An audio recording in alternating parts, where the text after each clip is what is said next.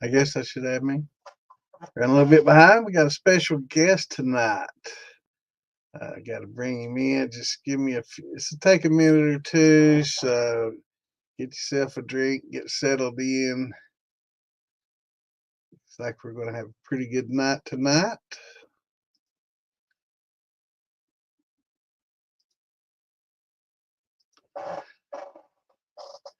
I want to get my buddy on here, Mr. Eaze. The one, the only, legendary.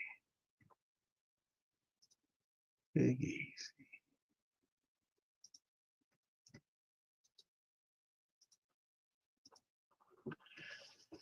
So I ran a little bit behind.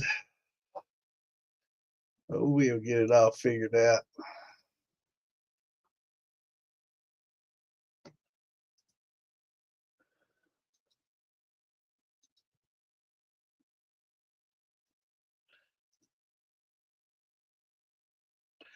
So, hope everybody's got some good questions. Hope everybody saw the ad, who we're having tonight. Let me start getting these links shared while we get him in here.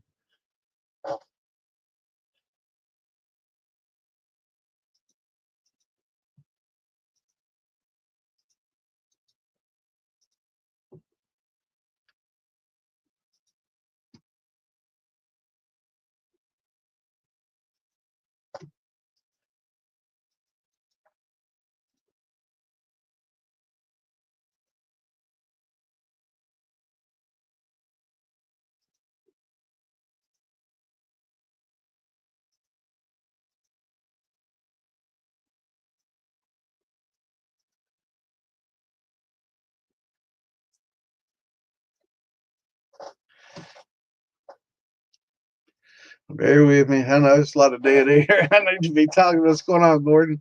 What's up, Michael? Hey, Curtis, what's up? No, Big Eaze. Ian Low. Yeah, you can make your own sweet feed. We'll get through that. Let me finish sharing some of these links, and I'll be right back. I've got to trying to do three things at once here. Man, I've been trying to get together a little special surprise for Mr. Big Eaze, and took longer than I thought it would to do. To be honest with you, it was quite involved.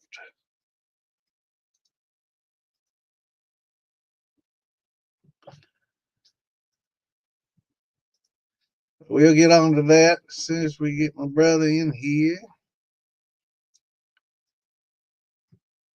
I did start a couple minutes late, man. I was working on this right up to the point of going live. I literally just got finished.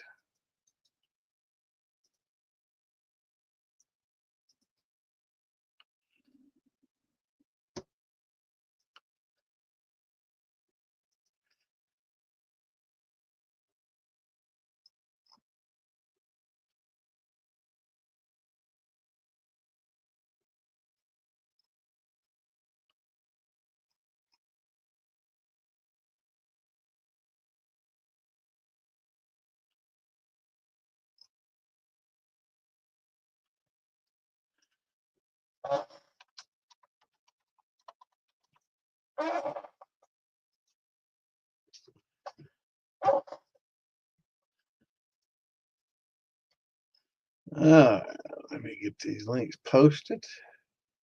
Hope everybody's got a little refreshment. Yeah, there's been a lot of people made their own sweet feed. A lot of different. Oh, here we go. There he is. All right, let's see. I guess I better have two slides up here for us. What's going on, brother? What's up, Bad Santa? Not much, brother. Good to have you with us. Yeah, I it do. was weird coming in because it made me do a bunch of crazy stuff that I'm not used to. So, Oh, yeah. We got a lot of legal stuff on this end, man. We got yeah. this is the uncut. We don't want to have a lot of people getting offended by what we're saying here. So we make everybody sign an agreement, man. You got to be thick skinned and got to be able to put up with a lot of shit coming in Well, here. if you know me, you know I'm not. You got to Nah, put up brother, with a lot of shit to deal with me. So, So uh, I did a oh, little something, but it took me a little bit longer than I thought it was going to. that shit happens. It's all good. Yeah, man. But let's see if this thing works here. There you go. All right, looky there. So I don't know if you know this, gentlemen, but look at all the podcasts that they have done. Put a little slideshow together, Nice, man. and took a little longer than I thought it was going to. Uh, Man, We're this is we're up to in the 120s, about yeah, 120 this is a episodes now. hundred. I think 115 slides. I think there was like five that you weren't in, so I didn't include them. Yeah. They don't count. Hey, I'll don't get count. them out of here. They don't Yes, count. I think we're coming up on the end of our third year. We're in our third year with Yeah, that podcast. So I didn't realize it had been 3 years already, man. It's time sneaks up on you. yeah, it rolls on, man. Yeah, we've had a lot of guests. That's for sure. I've heard a A lot of lot people, of a good lot of guests. different people I talk. actually I should have set the delay on this thing a little slower, but man, for 100 and some picks, it takes a little while to get through. Yeah, so we've had people from all over the country, from all walks of life, whether it's been guys that competed on Master Distiller, guys who are Right? just outlaws doing it in their backyard, legal guys in distilleries. It's been a good time. It's been a So great I'm time. learning to use the little tools. I made the little ad that was new to me. I had to learn how to do all that. And Google, has a lot of new little apps and stuff that you can do a lot of this stuff with. This was the Google slideshow maker. A little bit of learning curve. I'm not I gonna mean, lie, it look took me a side little over while. here, man. Took me a little while to figure it out. I've got a link for you. It's posted to my Google page, so I can share this link with you, and you can post it on Still Talking. And but I also had a so that's pretty good. So I had also had a little advertisement, but it only does through Google Docs. But I wanted to be able to click on it and take you to their page, Yeah. and use hypertext and hyperlinks and stuff. And but I couldn't get it to work just in time. So Hey, you'll get it all figured out eventually. yeah, it's all a working in progress, man. It was pretty tough. That's it. So When introduce yourself and tell everybody what's going on with Mr. Big Easy, hey Still man, Talking. Oh, I'm just me, man. Not your host, Big Easy. Welcome to Distilling 101. yeah, So, Distillers Chat. oh Well, man, I it's did weird bring a on little the something. side. Usually I'm the one asking questions. So, Yeah, well, you're on the yeah. other side of the aisle now, brother. I did bring something else a little special to the table. This was, I think, my first handshake, maybe, Oh yeah, than that's some anything. peach brandy. I want to say, where was we at? Probably Beattyville. Summer Jam. That was Summer Jam. Summer Jam 93. I think it was the What's up, first Scott? jar anybody. I shared a lot of drinks. A lot of Uh-huh. people gave me, shared a lot of drinks, and I shared a lot of mine drinks, here, passed around. But I think this is the first jar that anyone actually gave me. So I've kept it. That's my deal, man. I'm Um, like, hey, man, I don't really know you, but how you doing, brother? And then yeah. before you leave, I'm like, here's you a jar. Here's you a jar. I dug up some 130 grappa that you made. And I want to say it was the first thing of grappa. because this one didn't have the walnut in it. Right. It was all the same batch, but some of it did get soaked in the walnuts, and then some I just didn't have time to dip my nuts I in. liked it without it. The oils from the walnuts I liked it without it better. I just like Right. Okay. so I put it over some ice because Well, I think everybody else liked it better with the nuts. So what I did, I thought, well, I only had those soaking in those nuts for like a week, and Tom and everybody were like, yeah, I like the ones with the nuts better. I think Phil, everybody's liking the ones with the nuts better, and I'm like, well, maybe I should put the nuts back in there, man. And I forgot to add the damn nuts. I forgot all about it. I was in a hurry to get to Beattyville and forgot all about it. So I get home from Beattyville and everybody saying they liked the other one better, and they could tell a difference, distinct difference. I was like, wow, that's pretty good palates, being able to note the difference in the two. So I'm like, well, if a week of nuts is good, maybe a month is better. So, or maybe more nuts and longer. So I poured more nuts in there, and I didn't realize it, but there's a lot of tannins on those nuts. And so I let it sit in there for like a couple weeks, and this was perfectly clear, even with the nuts from the first go around, it was perfectly clear. You couldn't tell that it had been soaked in nuts, unless you look at the nut in the bottom, of course. I left, but I put a bunch in there, and it pulled the tannins off those nuts. And when I went to the jar, it's like red at the very bottom, right next to the nuts, and it was like a red fluid of all those tannins. And then it was clear at the top. Yeah, it extracted all of it, but where it sat undisturbed, it just at the very bottom, it's just like a layer. And I picked it up, and it just started, just whispering around in the grub, and I'm like, oh no, it's not clear anymore, it's man. Not clear it's anymore. That's always what I'm like, man, is it clear? Is it clear? Even if I'm using fruit, like, like a lot of my recipes, I use fresh fruit. So I macerate a lot of fresh fruit in my recipes. And even when it's done, I'm like, man, I got to strain that. I got to strain it 400 times if that's what it takes. Yeah. I don't like floaters. I don't like chewing on anything. I'm the same way. I'm anal about the floaties. Yes, I don't sediment want anything too. floating. Yes. I don't like all the in the bottom. Too. That's a little bit of flavor, and I'm okay with a little bit, especially when you're using fresh fruit. Right. But like if you're using extracts and stuff, there shouldn't be any sediment in the bottom of your jars, or or even just a straight clear jar. Because I don't like chewing. I'm here to drink. I don't want to chew.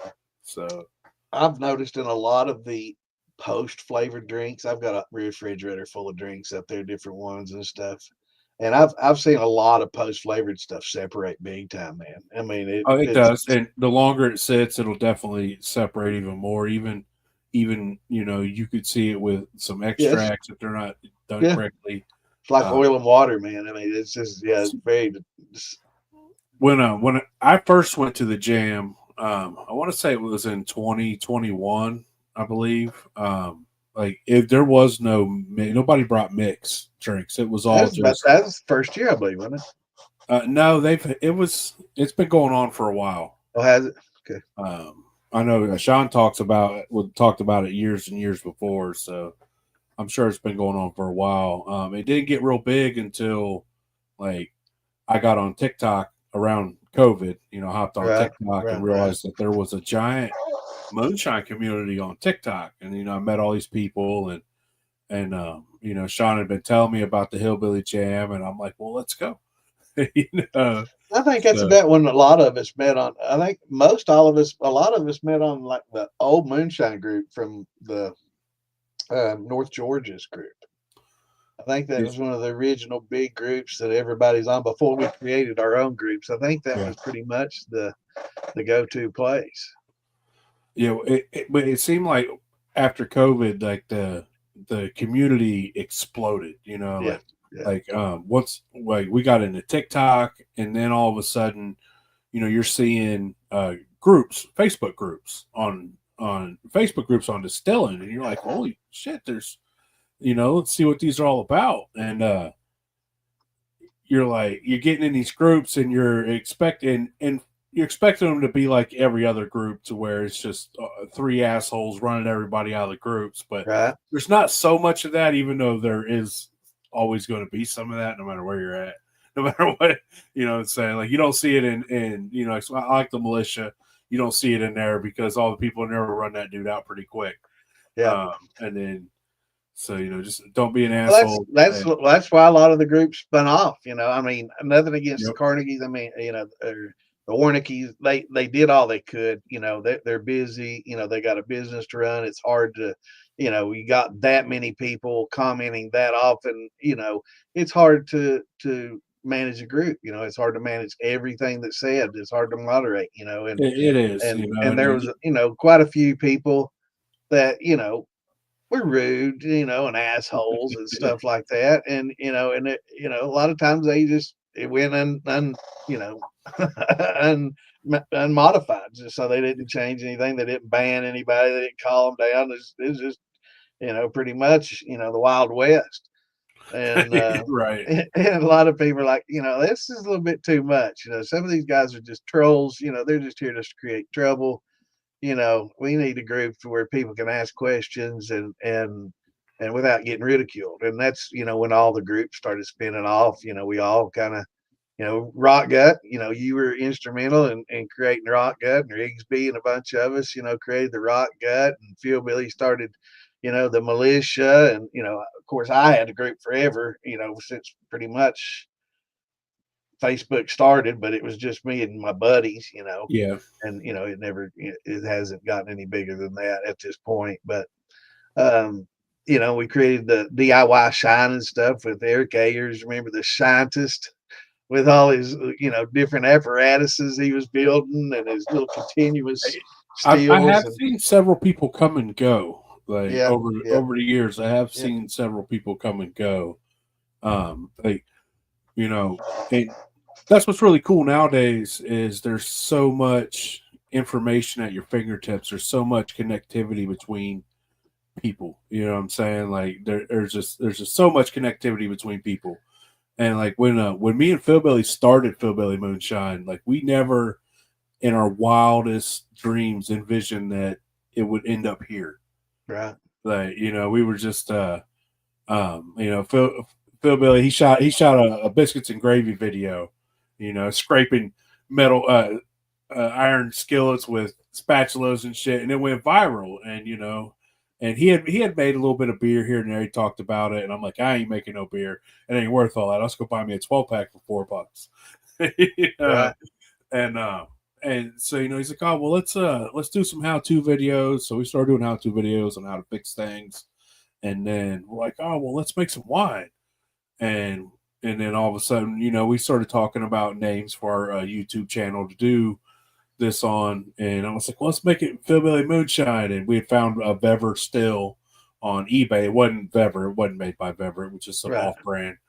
And we're like, well, let's make liquor. Let's learn how to make liquor. Oh, it was terrible. We didn't know right. shit. Yeah, the But hey, first we one's had a hard. cameraman, and there wasn't anybody else like us. You know what I'm saying? Like back then, you had George and you had Jesse, and Right, those were the two people that you had to learn from. And if you wanted to learn how to make wine, it was real right. pretentious. Like the Yeah, I people went to teaching all you. those wine sites, Yes, they're and real there's a pretentious, and they're real uppity. And yeah, so very, very, we're like, hey man, we're just two dumbass dudes that like to have a good time. Let's show everybody how easily you can make wine. So we started making wine out of everything, anything we could find, every fruit, vegetable, just shit off the shelf, crazy stuff. Like we was turning it into wine and just making sure everybody knew, like, hey man, it's this easy.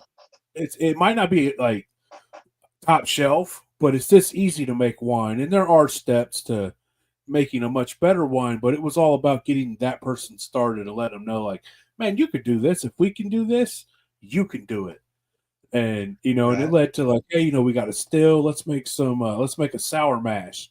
And so we read some shit on making sour mashes, and we watched George. And if you don't know, like for me, George is a later on feller that you go learn from. Like you learn your Right. basics, and then you go back and you learn your deep Right. ins and Yeah, outs. he's great for basic and And intermediate. yeah, Yeah, and what he's he did for everybody and everything, he's a pioneer. He's amazing, yeah, and we appreciate him for that. But we wanted to make it absolutely. like you ever pick up one of those books for dummies on how to for dummies, Right, right, and that's what we wanted. We wanted to be like, you could do this easy. This is all there is to it, and so and then we just started having fun with the channel along the way, and but our first run of liquor that we did, we we we videotaped it. We're on here, we don't know shit about cuts. We're just running liquor. We're mixing tails, and we did throw off heads. Like, we knew that part. Like, that was pretty well defined in everything that we had learned. And because we didn't have any predecessors to teach us, so Right. we're learning on Yeah. the fly, and we're learning by trash. And so, we're making liquor, and we got liquor coming out of the still, and it's enough to get you drunk, and it's like 130 proof. And it was a football style still, and so all we knew is we was making liquor and we was having a good time, and that's all that mattered. And Yep. we look back now like, damn, we didn't know shit. We didn't know nothing about anything, but we knew that liquor was coming out, and that's how we learned the hard way. And we're like, tastes terrible. So what did we do? We made a video, putting Jolly Ranchers in it. Like, oh, you put enough Jolly Ranchers in this shit, it's going to taste good. Yeah. It's just you start somewhere, and then you get heavy onto it, and it leads to I met all these people on TikTok via during COVID, and and while I was away, you know, distilling heavy and learning about cake stills and all this, Phil's growing the channel, and it's been a hell of a ride, and it's just wild to look back and think that it just started with us making wine in a 1 gallon jug. It's So, amazing. I kind of started with the same, passion is to teach, and I took probably the most difficult and the wrong approach is, I got admin in a lot of different groups, and I had like 10 different groups I was admin in, and trying just to go in and answer questions in every one of those groups, man. And you talk about exhausting. I actually just started creating little, just little, notepad, responses to common questions. And I just copy and paste. and It's got, copy and yeah, it got paste. such involved, it's like hours, and it happened during COVID, which was fortunate. So, I was taking care of my mom before she passed away, so I had time. I'd sit over there to her place while she's in there resting, and I'd just get in there and answer questions. I had all day and night, nothing to do but take care of her and feed her, and I was pretty much on call 24/7. So was able to spend some time, dedicate some time to that. But I really wish that I went after that. Um, Roger and Mark wanted me to come on their podcast on Morgan Moonshine and help them out a little bit. So I went on there. I told them then, I really want to do my own, but until I figure it all out, sure, I'll jump in there. And then Mark, and Cassie went their way and want to do their own thing. And Roger and I, spun off, and we did our own thing for a while. And even then, I told Roger, I still want to do my thing, man. I want to, do my educational thing, and Yeah, I love getting on and interviewing. So I'm not gonna, quit the interviews and stuff. We'll just call it Distillers Chat when I have a guest, and and we'll just sit and chat and answer questions and have a good time. yeah. And so I thought, this is, it's kind of catching on. A lot of people enjoy coming in and being able to ask questions, and get, straight answers, and not have to deal with a lot of the ridicule and the bullshit, That's and, right. the trolls and everything else. So, and, you get to hear somebody talk about it. So it's a little bit better than reading text, a little Right. more personal, and and it's easier to get your questions answered. I love George, love those videos and stuff, but if you had a question, you couldn't get up with George, and you'd have to watch 15 videos to get the answer to your question. You have to So watch the whole video. It ain't like you could just be yeah, like, "All right, yeah, this is the part I need." You got to watch the whole video, right. and, So and you say it's hard to get a straight answer sometimes on Facebook. And even when, even say you take the time and you do respond to somebody and you give the 100% right answer, there's going to be 10 people telling you why you're wrong, yeah, no matter what it always, is. always, and it's So, just and it becomes frustrating. So like, it's really nice that when people could sit down and ask questions. And there's, like you said, there's so many podcasts nowadays that are all quality podcasts, spreading good information. right. Um, like, I remember Yours when being one. I like I remember there wasn't no podcast, like, and and Sean come to me and he's like, "Hey man," well first he went to Rick, old Tennessee Thumpers, and he wanted Rick on because why not? Dude's the OG of Mason jars. That dude's, Rick Gibson. yeah, old Rick Yeah, Gibson. yeah. He's built and destroyed and been part of more shit than I could think of. You know what I'm So, saying? so did Rick come up with the mason jars or Philby? I wasn't quite sure No, who's. that was definitely that's a Tennessee Thumper. Old Rick Uh, Gibson. I He's came the up with the bypass, and it he, worked he perfectly with those he's jars, man. I he's mean, the Mason he's the Mason jar feller. yeah, And oh yeah, he's been putting bypasses on shit for a long time. And, yeah, so yeah, all as far as we know, it's all derived. Like jar thumpers they date all the way back, like all the way back in distilling to the beginning of distilling. You can see second distillate, glass and jars being used as thumpers. So right, it's not like it was something new that was right, created, but you know what I'm saying. The feller did take it and made it to where, hey, let's use these mason jars.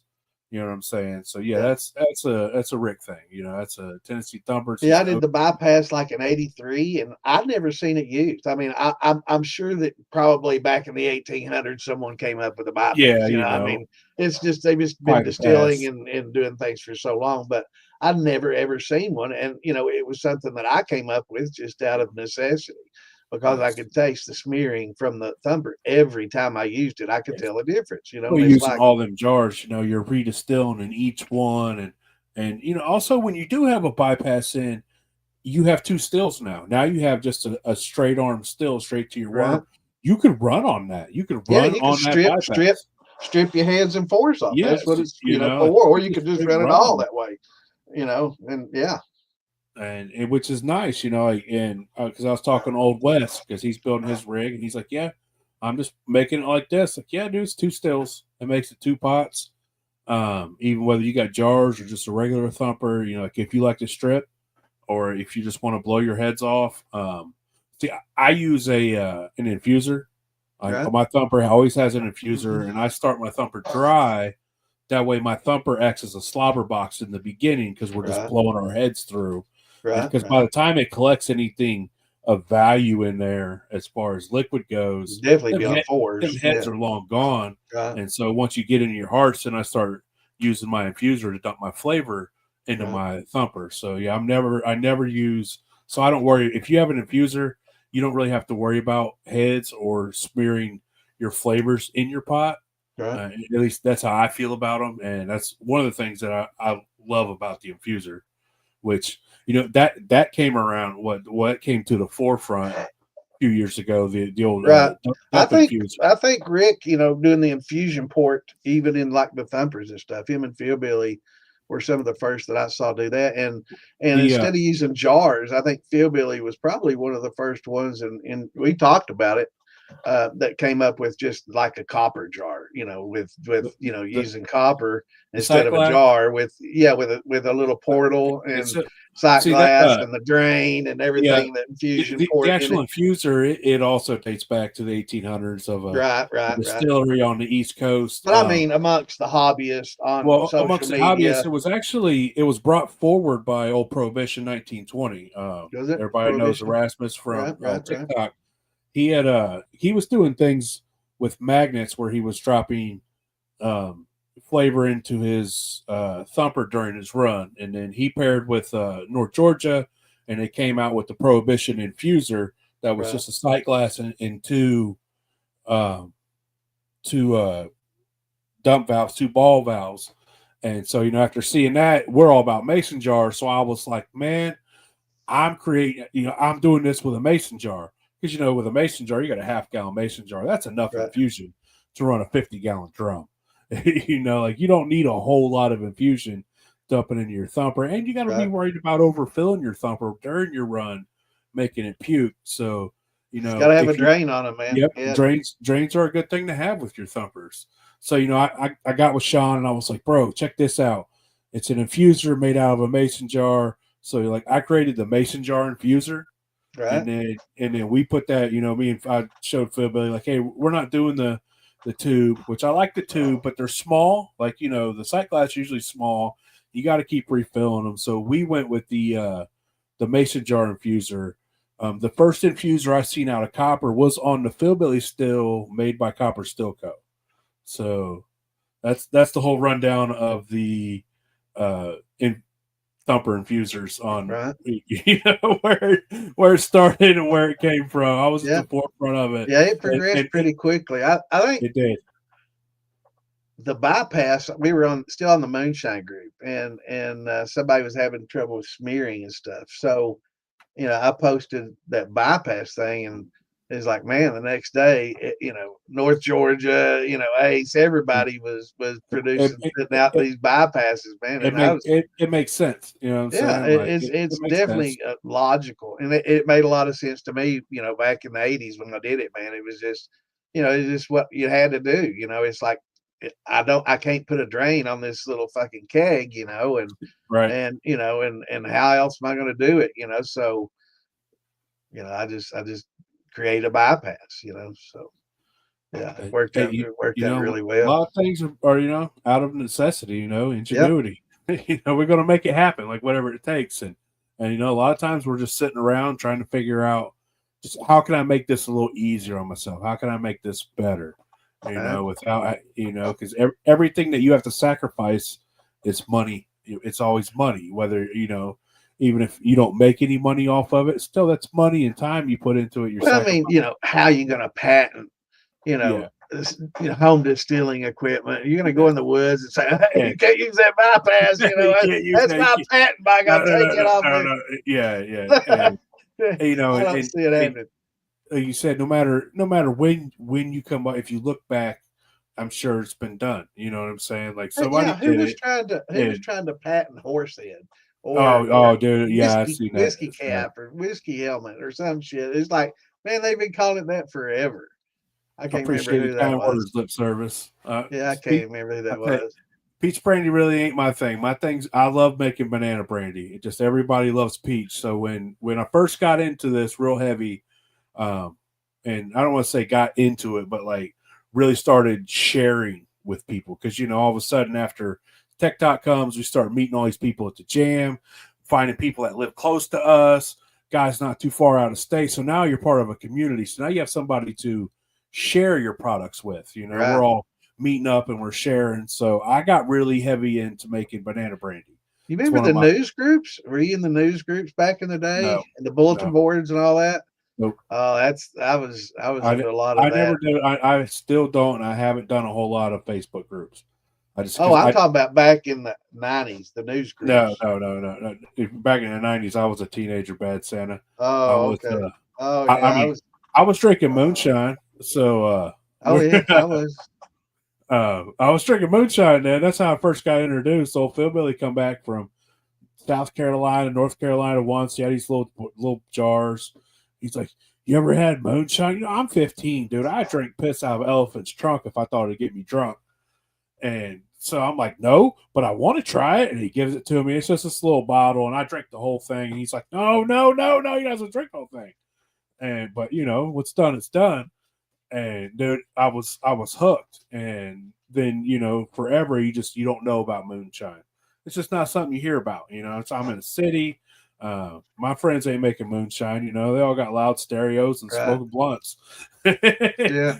And so you Yeah, don't that's know something you anything only do about if you grow up like where I'm from, in the mountains where it's just kind of, something that everybody just kind of does, or you it. either make it or you get on your bike and drive to the bootleggers and get it, or And both.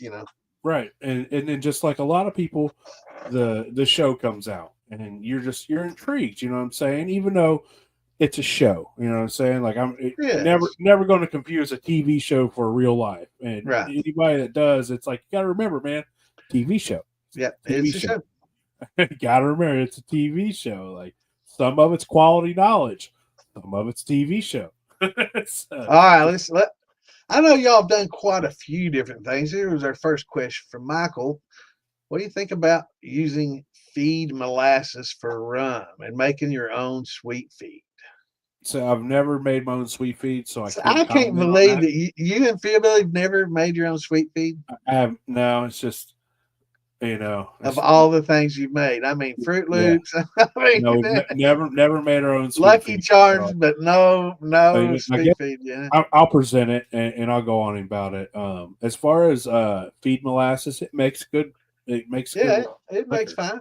Yeah, just Um, don't get the kind that's used for fertilizing or yeah, something. The just make lowest sure grade. it's sulfur free. You just Yeah, make sure it's C sulfur grade. I free. think I posted a And chart a lot of places. if Actually, I might have if that you can here, get the but food grade, you will notice a huge taste difference yeah, between the food grade and the feed grade. Later, Mark. You'll notice a huge later, difference, Mark. and you'll be like, "Look, man, this is worth paying. Whatever it costs extra, it's worth it. Just the smoothness and the quality, and just the sweetness that comes through on with food grade molasses, it's worth it. But if all you can get is the feed grade, bro, it'll make liquor. It'll make a fine liquor too. It's just like anything else, man. It depends on what you do with it.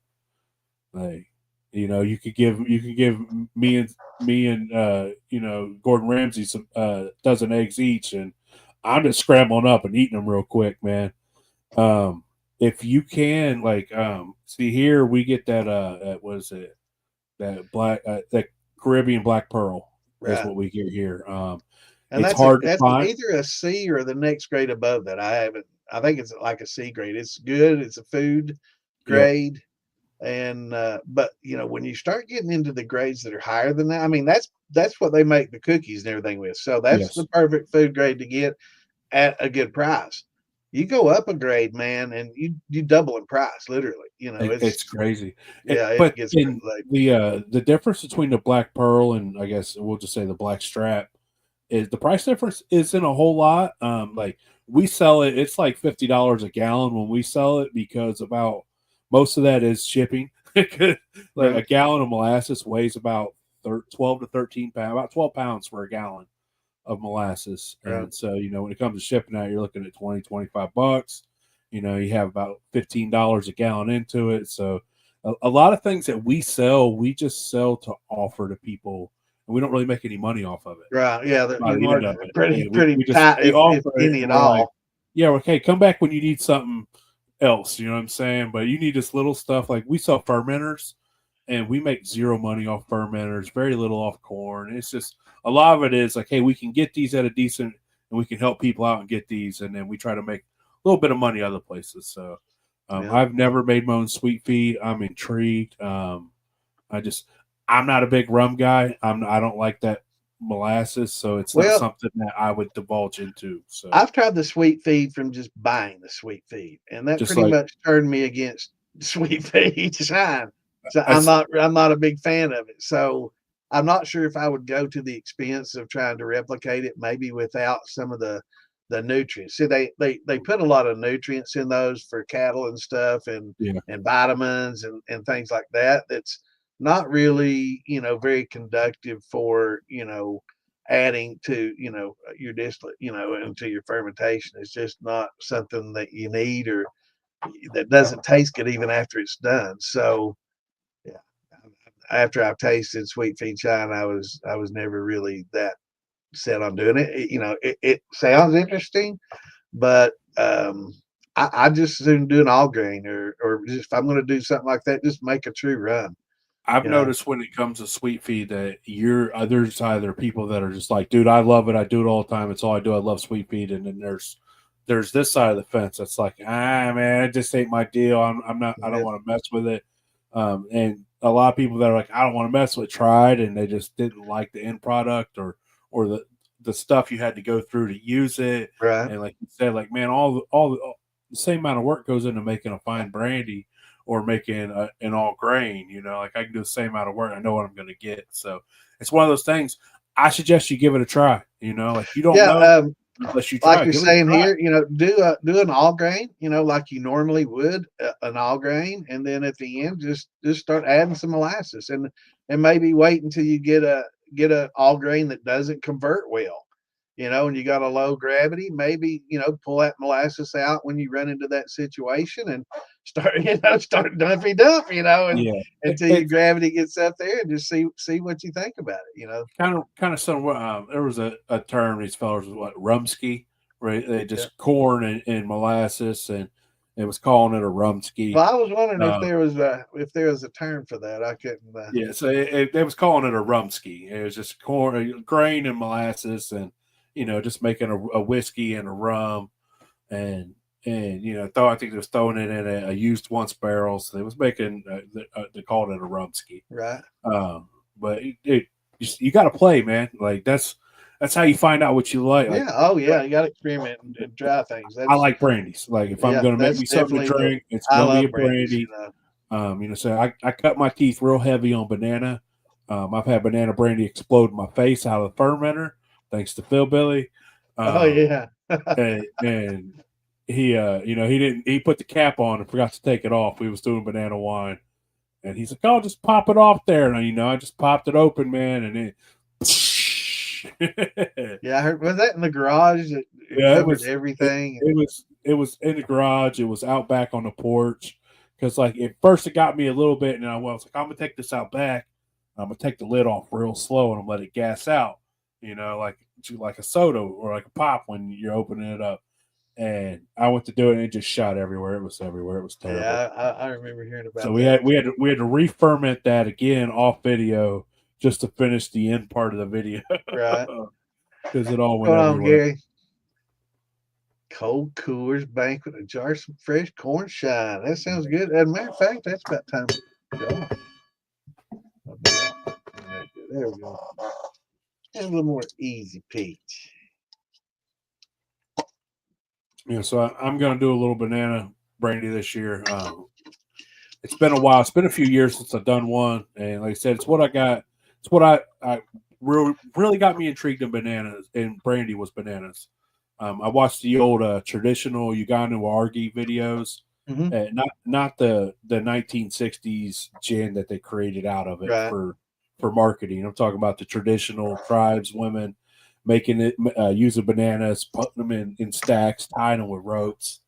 And so if you've never seen those videos and you're real intrigued about banana brandy, I suggest you do that. And one of the things about the banana was it's such a pronounced sour flavor when you cook bananas. Yeah, it's definitely it's a different dark note. When I did mine, I got a real grungy, just a dark note. It wasn't bad. I mean, it wasn't bad at all. It was just I did use brown sugar with it, so I had some. It was a rum, a banana rum, you could say, and I didn't use any regular sugar. It was just all regular brown sugar. I'm just a cane. I just use a straight white cane sugar. Yeah, I use the dark brown, sugar, and to give it that rummy, flavor. Give it that little bit of kick. Well, and that balances out that sourness of the bananas because it did.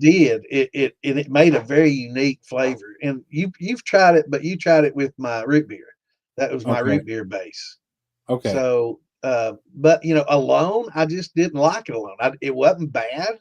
It just wasn't knocking my socks off, and I was like, what would pair well with this? So yes, you have to balance that sourness out of it, and that's what a lot of people, they'll try it and they're like, I just don't like it because sour cooked banana is a hard flavor to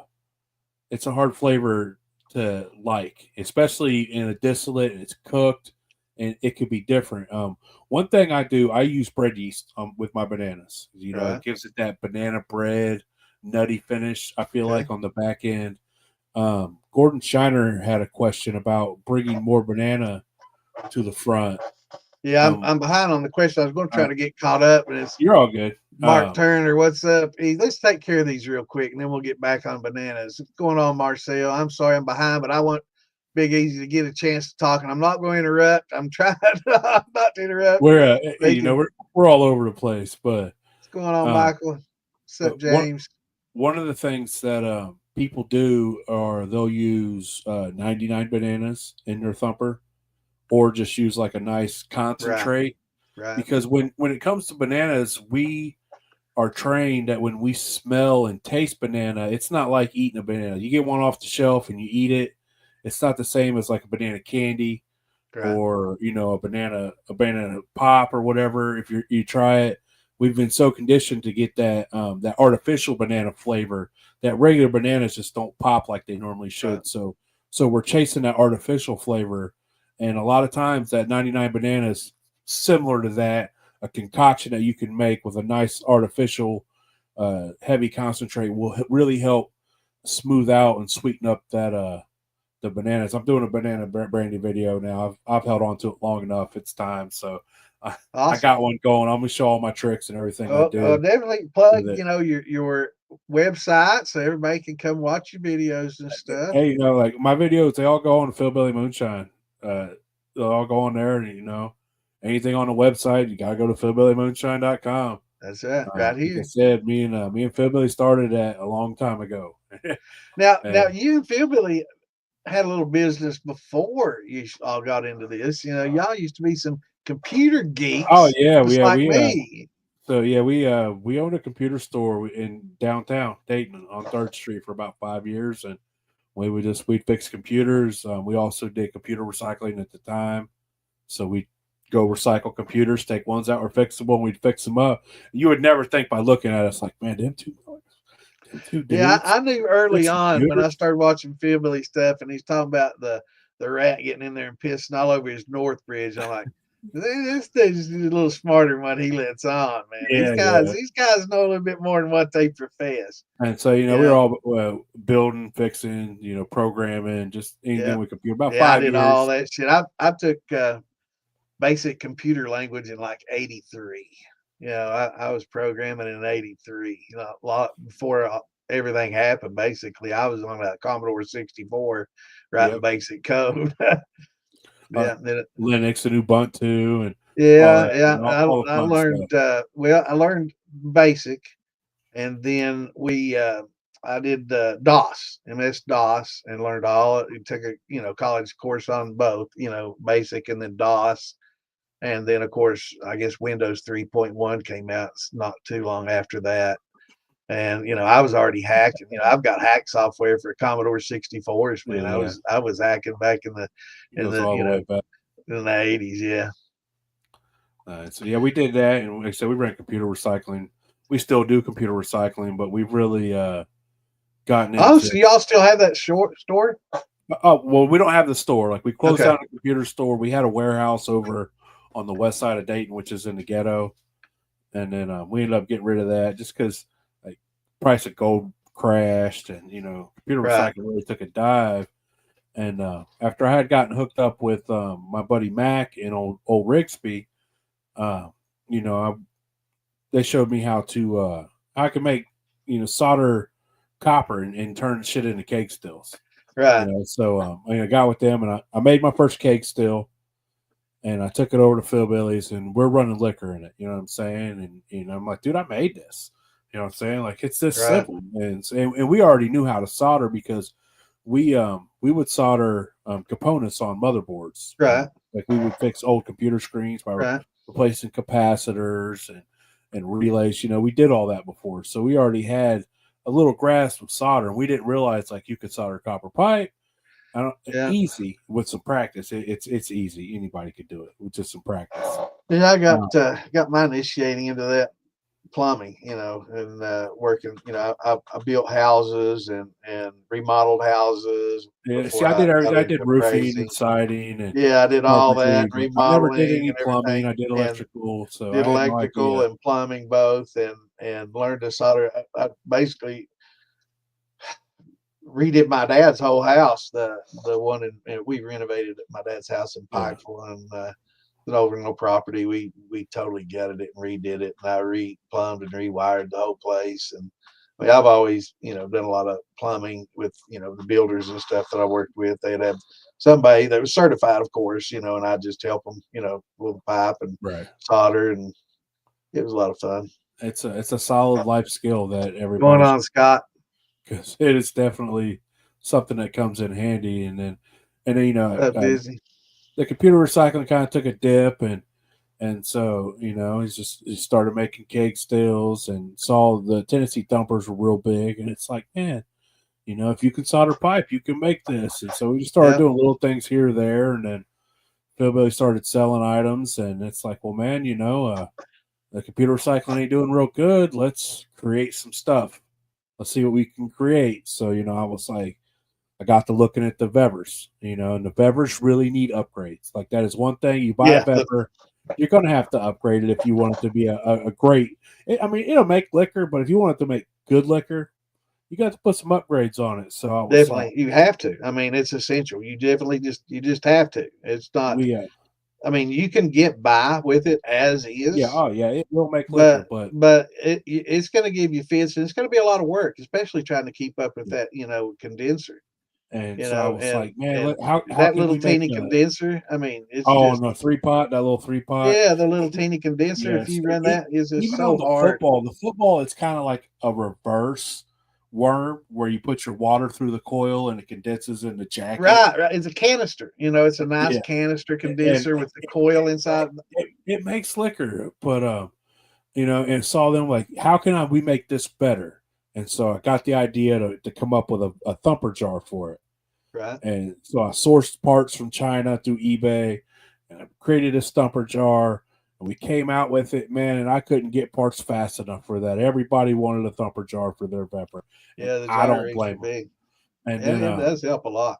And me and Rick, I did the same. I did the canister. I got smearing for my canister, so I oh know the little yeah, loop in there must have gone up and down and around because I got smearing bad from it, so I didn't oh use it yeah, that long. thing it's crazy because it just collects on it and puddles and then runs out. Yeah, I mean that little coil Yeah, inside, your actual distillate and your vapor is going through like a flexible stainless pipe that's just all the way wound inside there, yeah and no, it, no, and it's the inside, liquid circulates around that, in the whole yeah. canister.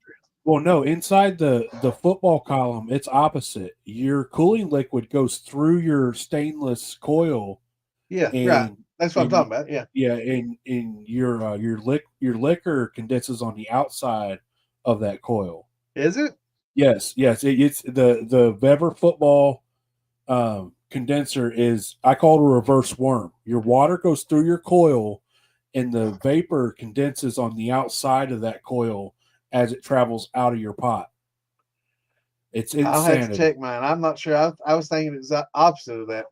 No, So like because I'll you have to check it out and see. that the stainless line in there is connected to your water in, your water out, and then Right. just that vapor just travels over that line and condenses and drips down into the bottom of that canister and it flows out the bottom. Interesting. It's almost like a deflag, like putting Right. like it reminds me of a work chiller. You're running cold water inside of a vapor path, and it's wild. Yeah, you have to go look at it. You'd be like, hey, man, that's that big ugly dude's right. So And is there like a baffle in it to keep it all from just going through, or no, it comes through and it just cools. Like it's just there's enough. They got it packed in there. There's a lot of coil in there, yeah, so the vapor can't get through. And if you're running too hard, you'll blow vapor, just like anything else. And it's also why on them if you pushing it just too hard, you're blowing vapor. right. You're spurting and you're blowing vapor because there's nothing really restricting your vapor path other than how hard you're running your Interesting. still. I've never taken one apart, and I thought I saw a diagram on one showing it, but maybe I looked at it backwards. And yeah, Hey, unless I'm they not change always it, right. unless Also, they speaking of which, change I it. think That's how the old model was, anyways. last week we were talking about molecular sieves, and we were talking about ethanol and water, and how this molecular sieve traps the ethanol and lets the water through. Well, it's actually the opposite. It's letting the water through and trapping the ethanol. Ethanol is a bigger molecule than water, so I got that wrong, and I want to make sure that everybody notes that. After I read it, I was trying to think of, well, what is the size of molecular sieve that you would need? And so I started getting into it and reading. I'm like, are you kidding me? All this time I thought ethanol was actually um, a, a, a smaller molecule than the water molecule, but actually water is smaller than the ethanol molecule. So it's the water that goes through the sieve and the ethanol that gets trapped. So yeah, a little correction there. I try to research everything, Got to get and it right, but you I've don't know. always been wrong about. Yeah, I've been wrong about that.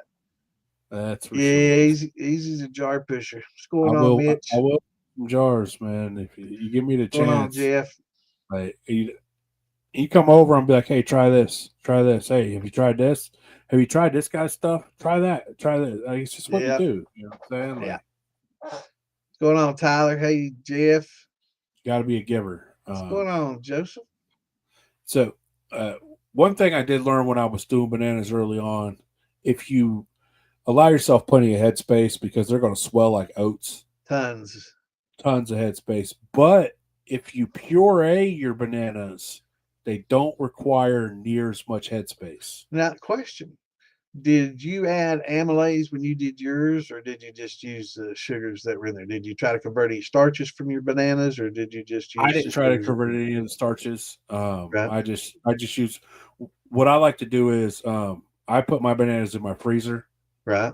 And let them sit for however long until I get to them. That way, when they come out, man, they're mush. You know what I'm saying? Right. So I like to really try to let it get all those most of the conversion done naturally. So there's not really pectic enzymes. You use those. I will use pectic. Right. You know, I don't use it by the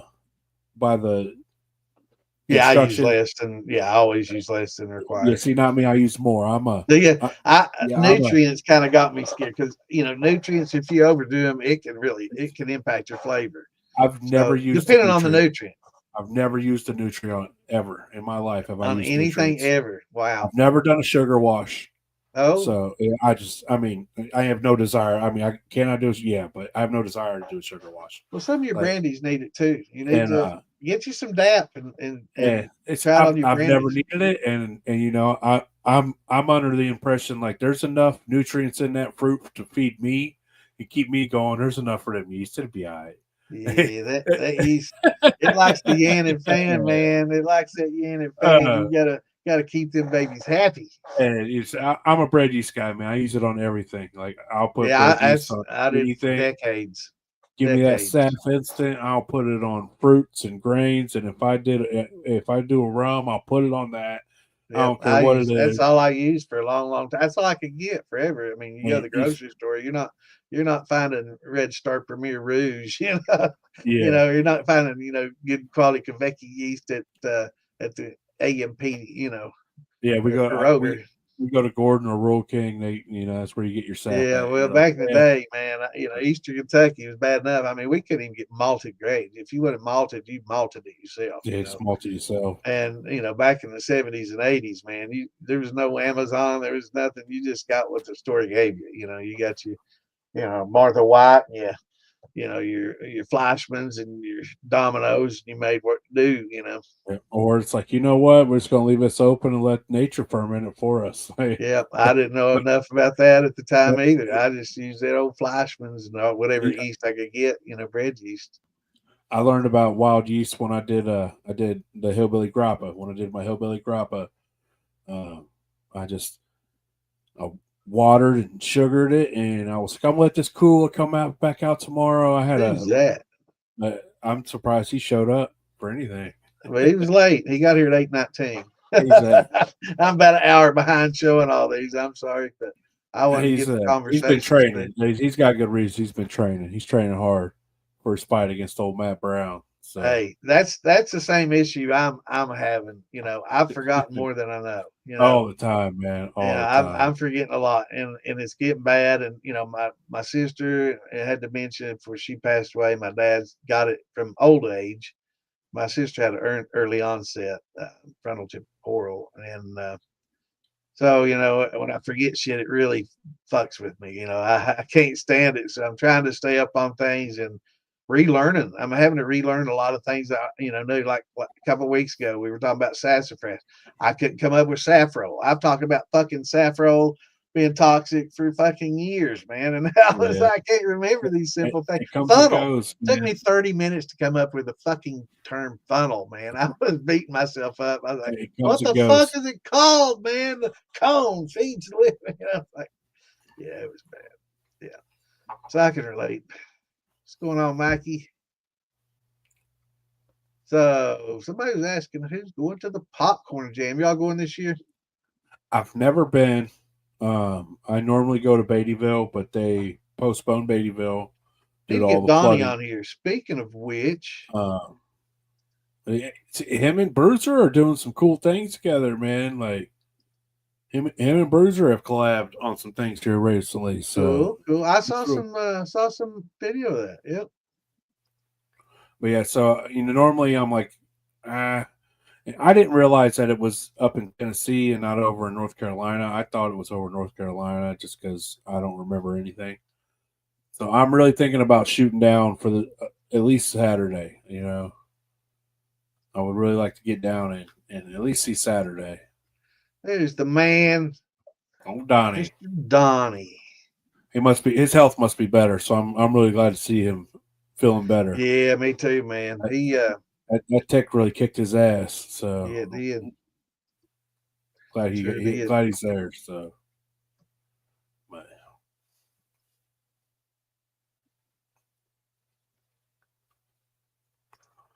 Oh, oh, he's talking about me yes, and we Phil will. Billy. Yeah, we went through a stretch of trying things. Like it's always funny watching Phil Billy try to eat something you don't want to, but then he'll be like, "Oh, I ate some car cheese, made me sick." The floorboard cheese we made fun Yeah, of, go console forward. cheese, yeah. Fried chicken. I don't think I got any of the fried chicken shop. It was kind of greasy. Like it had a greasy mouthfeel to it. Like whatever they used. So like I like the buttered popcorn shine was awesome. Yeah, I've got some of that up there. I've got a bunch of y'all's post flavored stuff up there. I take a little sip of it from time to time. What's going on, Joe? Oh, Joe's coming down. Yeah, so we're having me and Phil Billy are throwing our first annual Moonshine Festival in Dayton, Ohio on July 11th. And it's gonna be the same time Tracy's having his grand I opening, man. know. We gotta We work, didn't we gotta figure something on that. we didn't choose it. So well, hey, Oh the yeah.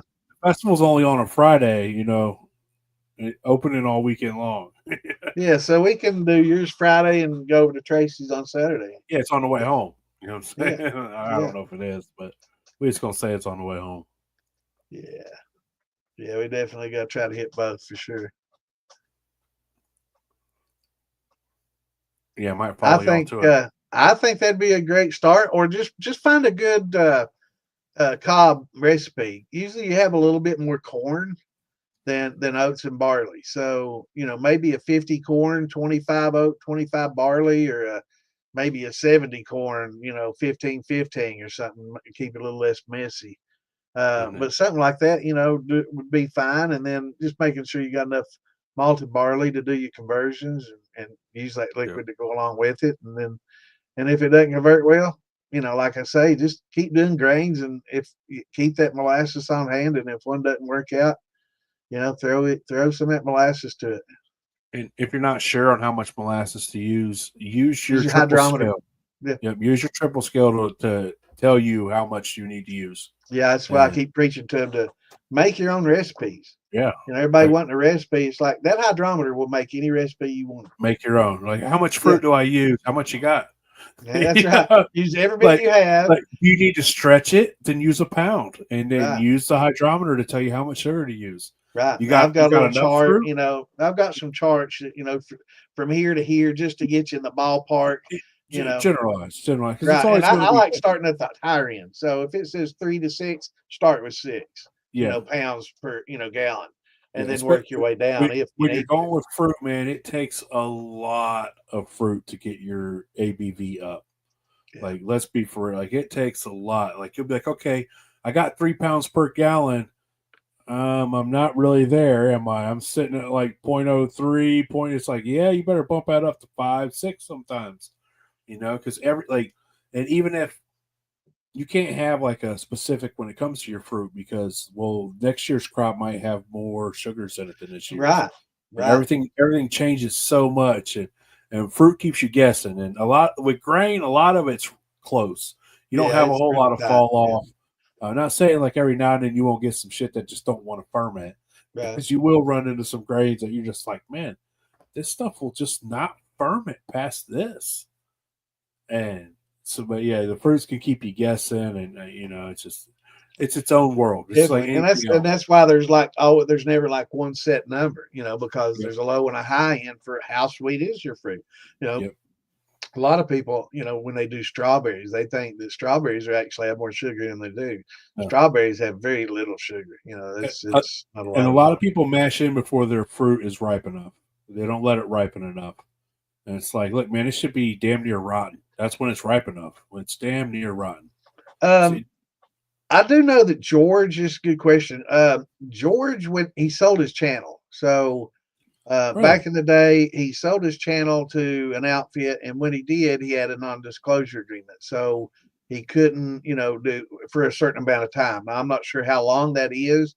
I think it's passed, and hopefully, he'll start, getting involved and doing some things. I'm not sure if he's going to or not, but he had the NDA, so he couldn't do anything else. Couldn't really.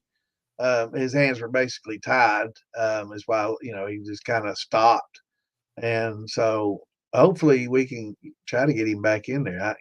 That's good. I'll try to get in front of George. That'd be pretty cool. He might be like, hey man, I put my time in, I'm done. Yeah, I think that might be where he's at. He made bank. So much in. Yeah. You can only put so much in, and it's like you put a lot in. Like you put a lot of years in this. You put a lot of times, a lot of time. Like you said, like who gets to looking like. You pulled up 115 episodes. That's 115 times that sat here and did a show over the last 3 years. And that doesn't include the prep time, and getting people on the show, bringing in guests and contacting them and finding their contact and looking them up and making little presentations, finding pictures, right? And searching their Facebook page, pulling up some pictures, maybe make a little video or show a little YouTube video of them and stuff like that, man. It's just you do all this for no money. Like you don't get paid. It costs you money. It costs you money for that stream. We're everybody thinks that we're getting rich doing this stuff, and I don't make a penny. We don't make a penny doing this. No, don't make nothing off the videos. Don't make nothing off any of that stuff. So if you want to help keep this going, go to philbilly.com, buy some. Yeah, buy some. Get some. Get you one. That's Get right. you one. What's going on, Hillbilly? But that's what it's all about. Like, there's bigger things than trying to milk everybody for every dime they have. So, cool. And so I think Philbilly Still was the first one that he put that infuser on. Yeah. And I liked how he just made his own out of copper. Instead of just a sight glass, he was able to make it taller. So Philbilly didn't have to. You don't have to fill it as much. They said that was one of my drawbacks with the sight glass. Like if it was me, I'd have a big old giant long sight glass. Yeah. Or just a spool, with a side glass at the top. That way, when you're getting near the top. Yeah. Or one at the bottom. That way, when you get down to the bottom, But right. When I run my infuser, I like to, every time I put a new jar down, I like to dump a little bit into my thumper. Some people like to dump a lot and let it run. And that's how I was at first. And then, just from playing and doing it, every time I put a new jar down, I open my infuser just a little bit and let some run into there. So I'm constantly putting flavor in. Right. And like he was talking earlier, a drain on your thumper is good because you can get all that water that's been left over from before you're dumping. That way you're not diluting your flavors and any alcohol that you're infusing during your run. See, I'm sorry, go ahead. I thought you did. If you could put a drain on your thumper and while you're running your infuser, do it. Run you a hose, drain it out while you run. Yeah, thumpers and infusers both need drains. And I've got an inline infuser, and it's the Wishbone one I posted years ago. And in the bottom of it, there's a drain, and it's where the trap was on the U. Mm-hmm. And so in that, I've got a valve that goes directly into my pot, and I can take my infusion, whatever I'm infusing with, and once it's got a lot of water and it's diluted, I open that up and retort it right back into the pot. And then close both of the valves up, and then add more infuser and shut it. It's kind of like when you're using a gin basket. A lot of what you're using in that gin basket winds up flowing back down into your pot or your thumper. But they also have drains on them, so you can get a lot of the water out and let it refill again, so it's not so much diluting your backflow. Right. But yeah, a lot of the gin basket is backflowing water, flavored water from the botanicals back into your thumper, usually after a thumper. And so a lot of people don't understand that, don't realize that. Like you're going to wind up with a lot of backflow, from back reflux from your gin Yeah, basket. I just thought it was crazy throwing it away. You know, a lot of people take that infusion Yeah. and the bottom of it, they just pitch it once they drain it and refill it. And I'm like, I'm not throwing that away. There's still a lot of good flavors in that, a There's lot in the good flavors in water and in the infusion juice. So I just retort it right back into the pot, or I could retort it back into the thumper as well. But that's just set up right above it, just a little short cable. that. Yep. Boom, boom. Open them both up, drain it in Right there, back in. close it, and reinfuse, and keep right on going.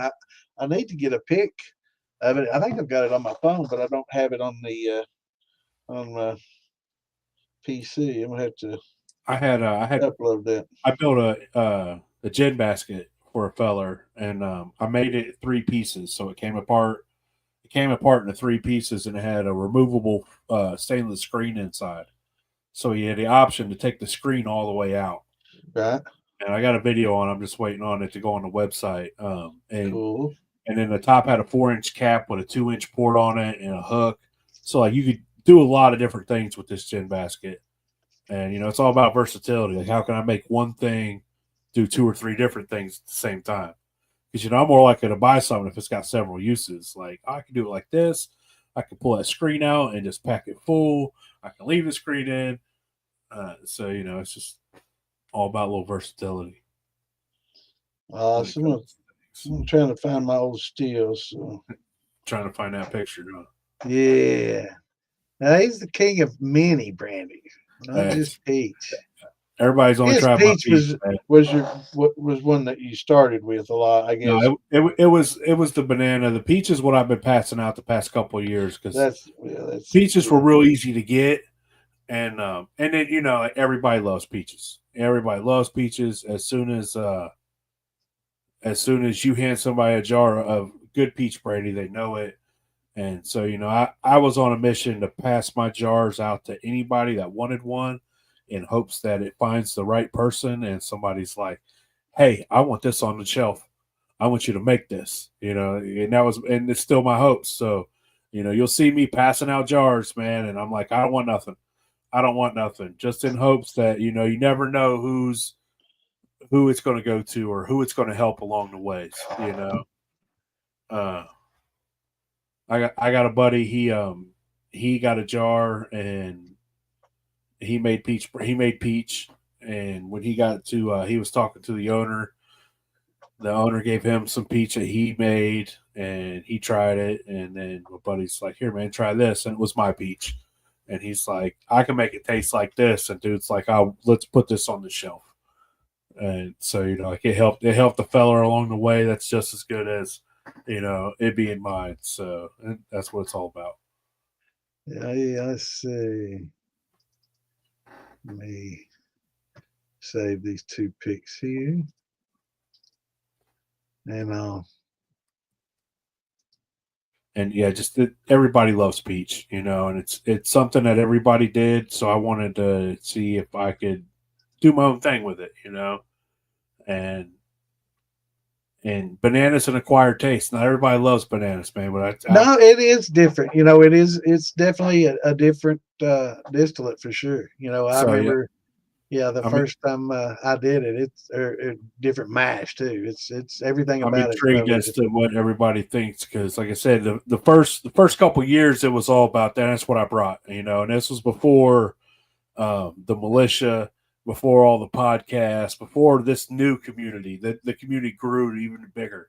Like it was a small TikTok community then. It was me and Rigsby and Phil Billy was in and so it just when you dump it goes back in.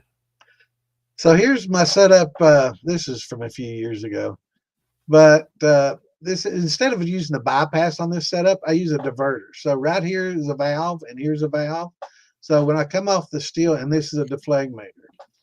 So when I come off the steel here, and there's some copper mesh in here and also here. So when I come off, I can close this valve, open this valve, and just strip, just straight strip. And I can also strip and run it into this funnel or into this valve and run it straight back into the pot and just keep, redoing it. But I don't run it directly. I do pour. That way, you know, you don't get any pressure building up. So you got to be able to release pressure. So once I open Yeah. this up, if it starts spitting a little bit, you can open this valve up and just give it open air, and I can refill. Now this isn't for beginners, so don't try this at home. But so This is I can definitely strip something everything like, off here, and then when I get to the heart, see, I just close this. If I'm not stripping, if I'm just stripping off fours and heads, I close this and open this up, and this is my infusion spool here. so look, this is And it's got a something valve that, up on top. See, and this is the valve on the bottom, and I can go directly from this into here, this little valve here, or I can go into it. Well, I've been going into a jar, and then I just pour it through this funnel back into the steel as I go. But this is the wishbone infuser I was talking about that's in line, and I came up with this maybe like a month before Wayne and Alan. Wayne at Ozark and Alan been working on an inline infuser. It's different than this, yeah. but just the principle of inline infusing. It's nothing new either. But So, and I came out with it, and everybody's like, "Oh wow," you know, because it's just like a bomb. You know, it's just there, and percolates and bubbles, and it works great. You know, but I did find that I want to the next time I'm going higher and using some longer spools so I can store more here and yeah. have more infusion flavors. When this is a classic example when you've had some drinks and you're thinking of shit, write it Mhm. down and draw it out. Yep. Because you're probably not going to remember all this the next day. Um, Yeah, but this thing it works beautifully, man. I mean, I can just strip and do several runs. I do like cognac. You know, I'll do several runs and I just dump it right back into the back set and keep running it. And I pitch the fours and heads each time, so I'm eliminating those. And it gets really good when you do that. You know, you just keep redoing it in the same back set. Because I'm not. What a lot of people make the mistake is when they make that second run, they proof it down with water. Well, you diluted half your flavor when you do that. So if yeah, you why dump it not proof back it into down with that back back set? set, you've got all that flavor, and you keep doing that, and it keeps getting better and better, man. It's awesome. Now, if I was to ever strip a brandy, like if I did a brandy and I didn't like the way it come out, um, I would proof it down with the water just because I don't like the way the cooked fruit Right, tastes. Like, I like the way the cooked fruit tastes. But what I would do is I would also macerate fresh fruit into that distillate right, before I re-ran it. right. Now, you know, another thing I noticed that Philly just did the video on was Sweetwater. You know, use your Sweetwaters for proofing, and that way you maintain some of that flavor. You know, you don't lose it all So just by using like pure water. You know, there's a lot of flavor in that Sweetwater and it's proof.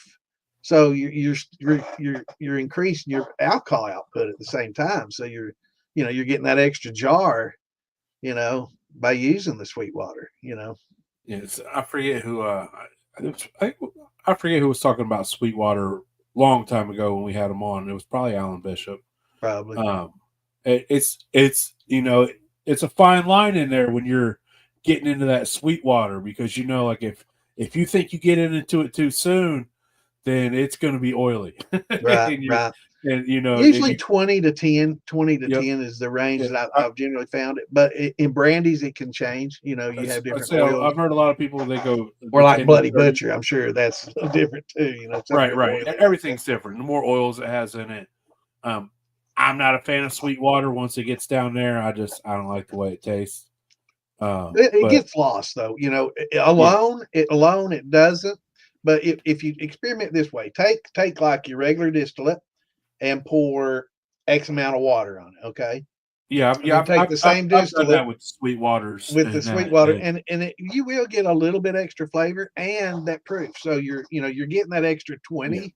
So you're getting another jar by using it, and it's not it's is good or better than water. So why not? You know, as long as you don't get you don't want to overpower it. So right. And it's one of those things. Like, give it a try, see if you like it. You might like it, or you might be like, man, like I it might be still. too much because it does takes forever to get to the fucking sweet water, man. It Well, does take a long like time. when I'm running down tails, like if I'm running tails, that's proof. Like I'm running to that. Like I'm running it to 10, Absolutely. 5. Like it all depends on how I'm feeling. You know what I'm Right. saying? Like why Isn't it not? crazy seeing people throw 80 proof away? You know, they Like, run oh, it I'm down to done. the I'm tails done. and It's like, what pitch. do you I'm mean? Like, done. dude, At you've 90. got 5 gallons of tails there you can run out. You know what I'm saying? Yeah, Like they're useful for that's a something. lot of alcohol in there, man. It is. You know, Because let's be for real. Like say you had 20 gallons of mash and you did 5 gallon runs. By the time you did the 4 or 5 gallon runs, you could have a fifth run of those tails. right. And it's like, ha ha ha. And now it's high proof. So that tails run is going to yield twice the amount of what your other runs did. And it's like if you was to do that, you know, it don't work that way if you do like a 20 gallon run because And you know, lower you're like, temperature. You don't have to run it as hot to start right. getting that Yeah. drip, you It's know? just it's money. And you know, Yeah. it's I learned from distilleries that their tails, like where we cut off at tails, they run it down and they take those tails, and not all of them, but a lot of the big ones, they just filter them Yeah. and they use that liquor to make sipping creams, Right. chocolate milks, things like that. Anything that's thick and Mm-hmm. I don't it's just thick and chunky. That's what they use their tails for because it's too much money to throw away. It costs too much to save up and rerun. So they put them in, and that's why when you try these sipping creams at places and you drink a bunch of them because you had a little too much of them, you feel like garbage the next day. It's because you're drinking tails.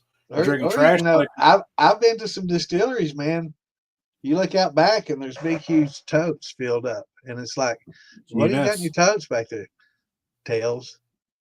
They save them, and they'll run them. You know, on the smaller ones. Save and Now I'm not rerun. talking about Jim Yeah. Beam and Yeah. Jack Oh, and yeah. all Oh, that. yeah. For sure. I mean, why But not? your Like, craft distillers, absolutely. I mean, yes. and You know, even like, some ones that are kind of mid range getting up there they here save up. in bourbon They, country. You know, I've they seen some save up, pretty good man. distillers. Jeff and I saw that It's too much not too money. long You know, ago. it's too much money Absolutely. to let go to waste to not run out.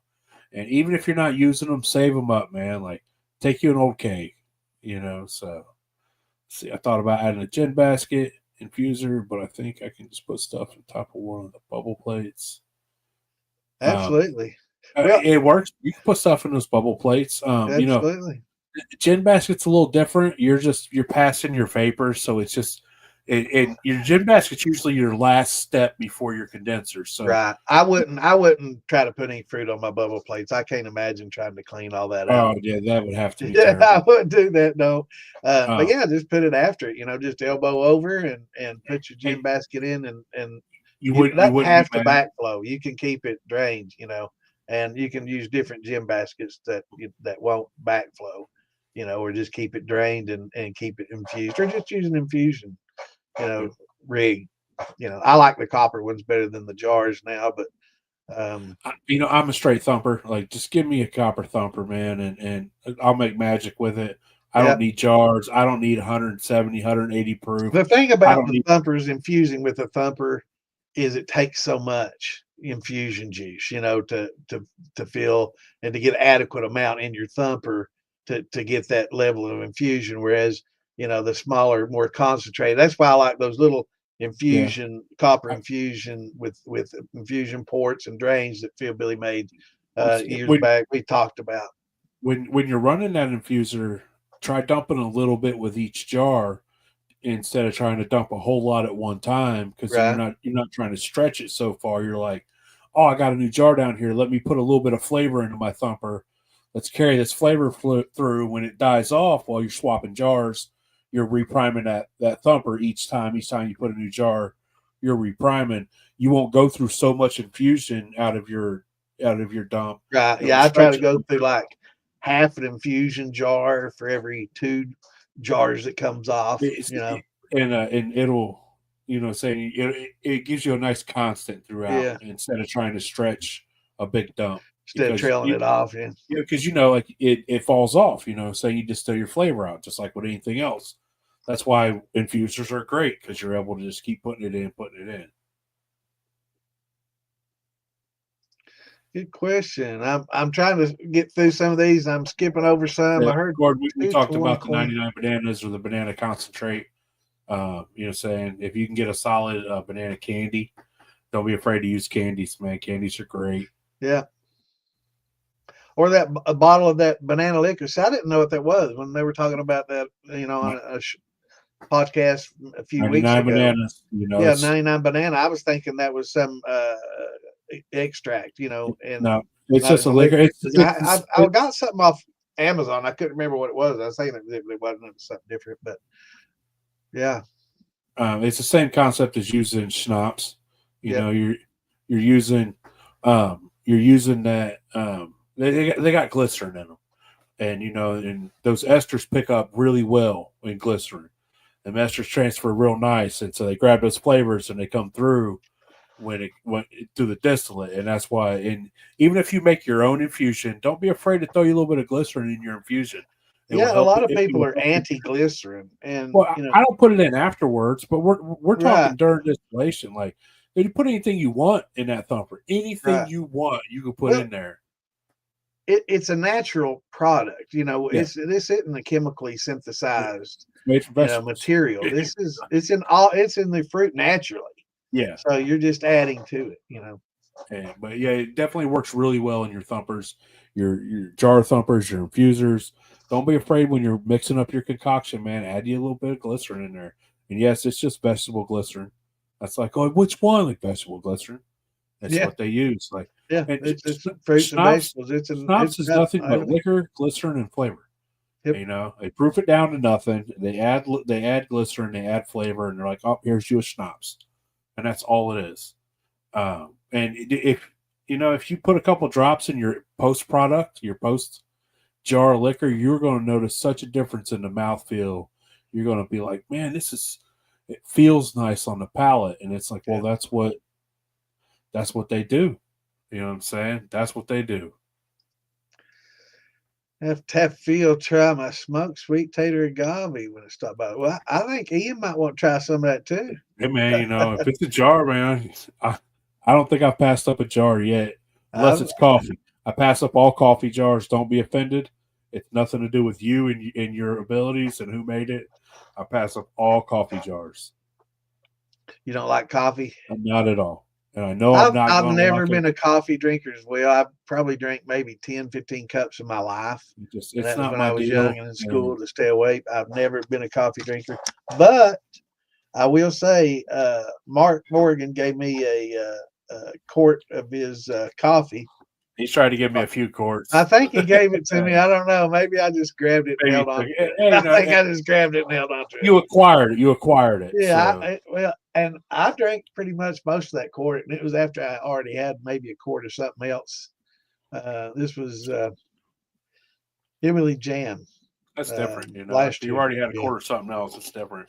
yeah. I was on my second quart, and I about polished that quart off, and I was man, I was hungover for 3 days. Man, I felt horrible.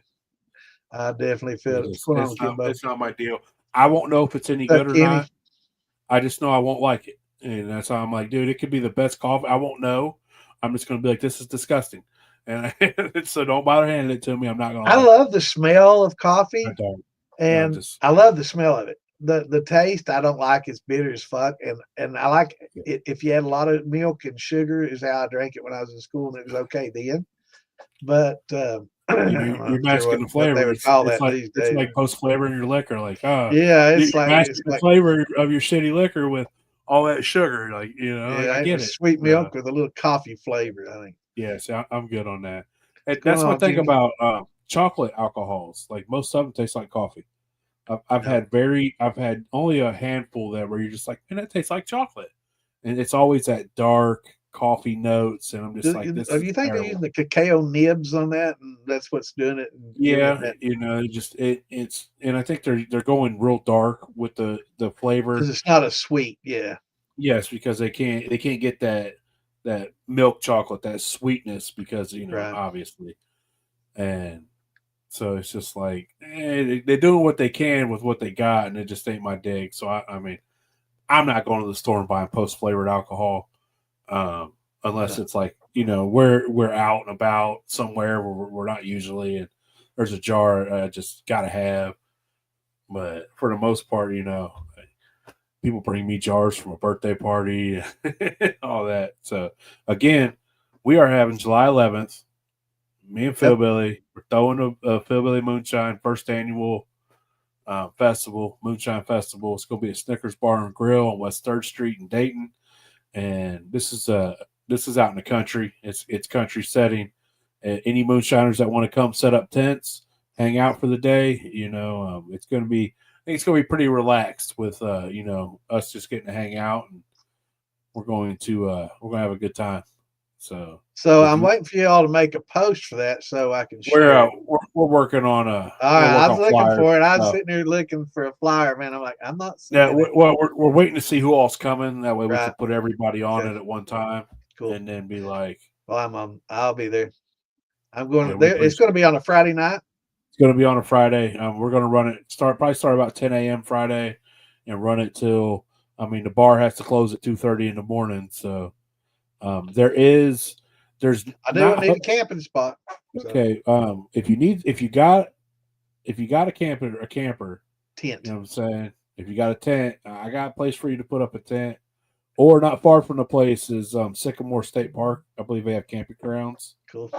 Or my house, me and Philbilly live 20 minutes from there. So if you got a tent or a camper, so where everybody, if there's going to be a bunch camping and tents and campers, let's all get together like we did at Farm to Bottle. That's fun as fuck. I got plenty of room for people to put their campers and tents. We're 20 minutes from there, so perfect.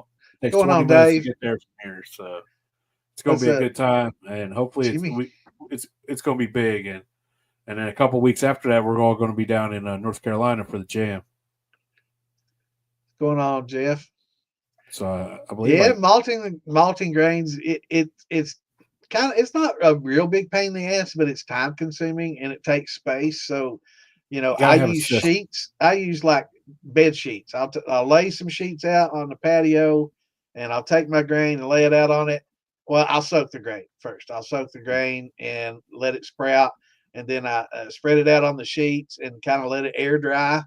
And I've got a screen that I use. It's window screening. I did some window screening for my mom at her place. So I had some leftovers. So now I just use a screen so it dries so much faster now. But you really want to dry it fast, and you want to stop that malting process when that radical, especially like in your corn, when that radical first comes out, you want to stop it, because if it continues to grow, it's going to continue to use amylase and starches from that grain, and the more that it uses, the less you're going to get in your alcohol and in your conversion later. So you definitely want to stop that radical just when it's like a 1/4 to a 1/4 inch long coming out of there.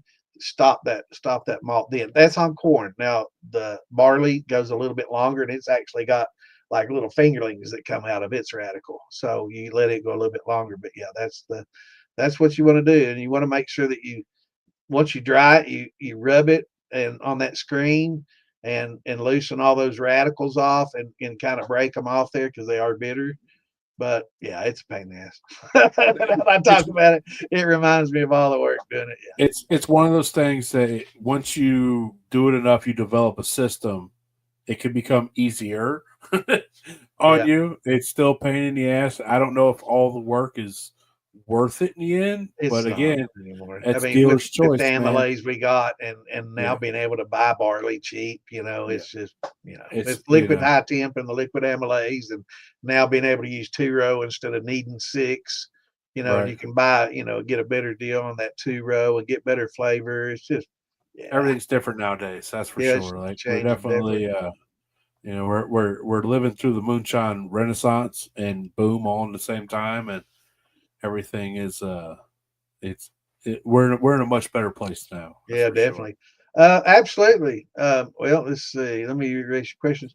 Oh, it doesn't show it here on this, but false bottoms are legit. Yeah, you put a boiling bag in here. On the bottom of this Vever, there's a little plate that goes in there, and it's got holes in it, and it'll keep your brew bag from hitting the bottom of your boiler and melting. As soon as it does it will melt instantly. It will melt instantly and burn to the bottom of your pot. Like when they melt, it's terrible.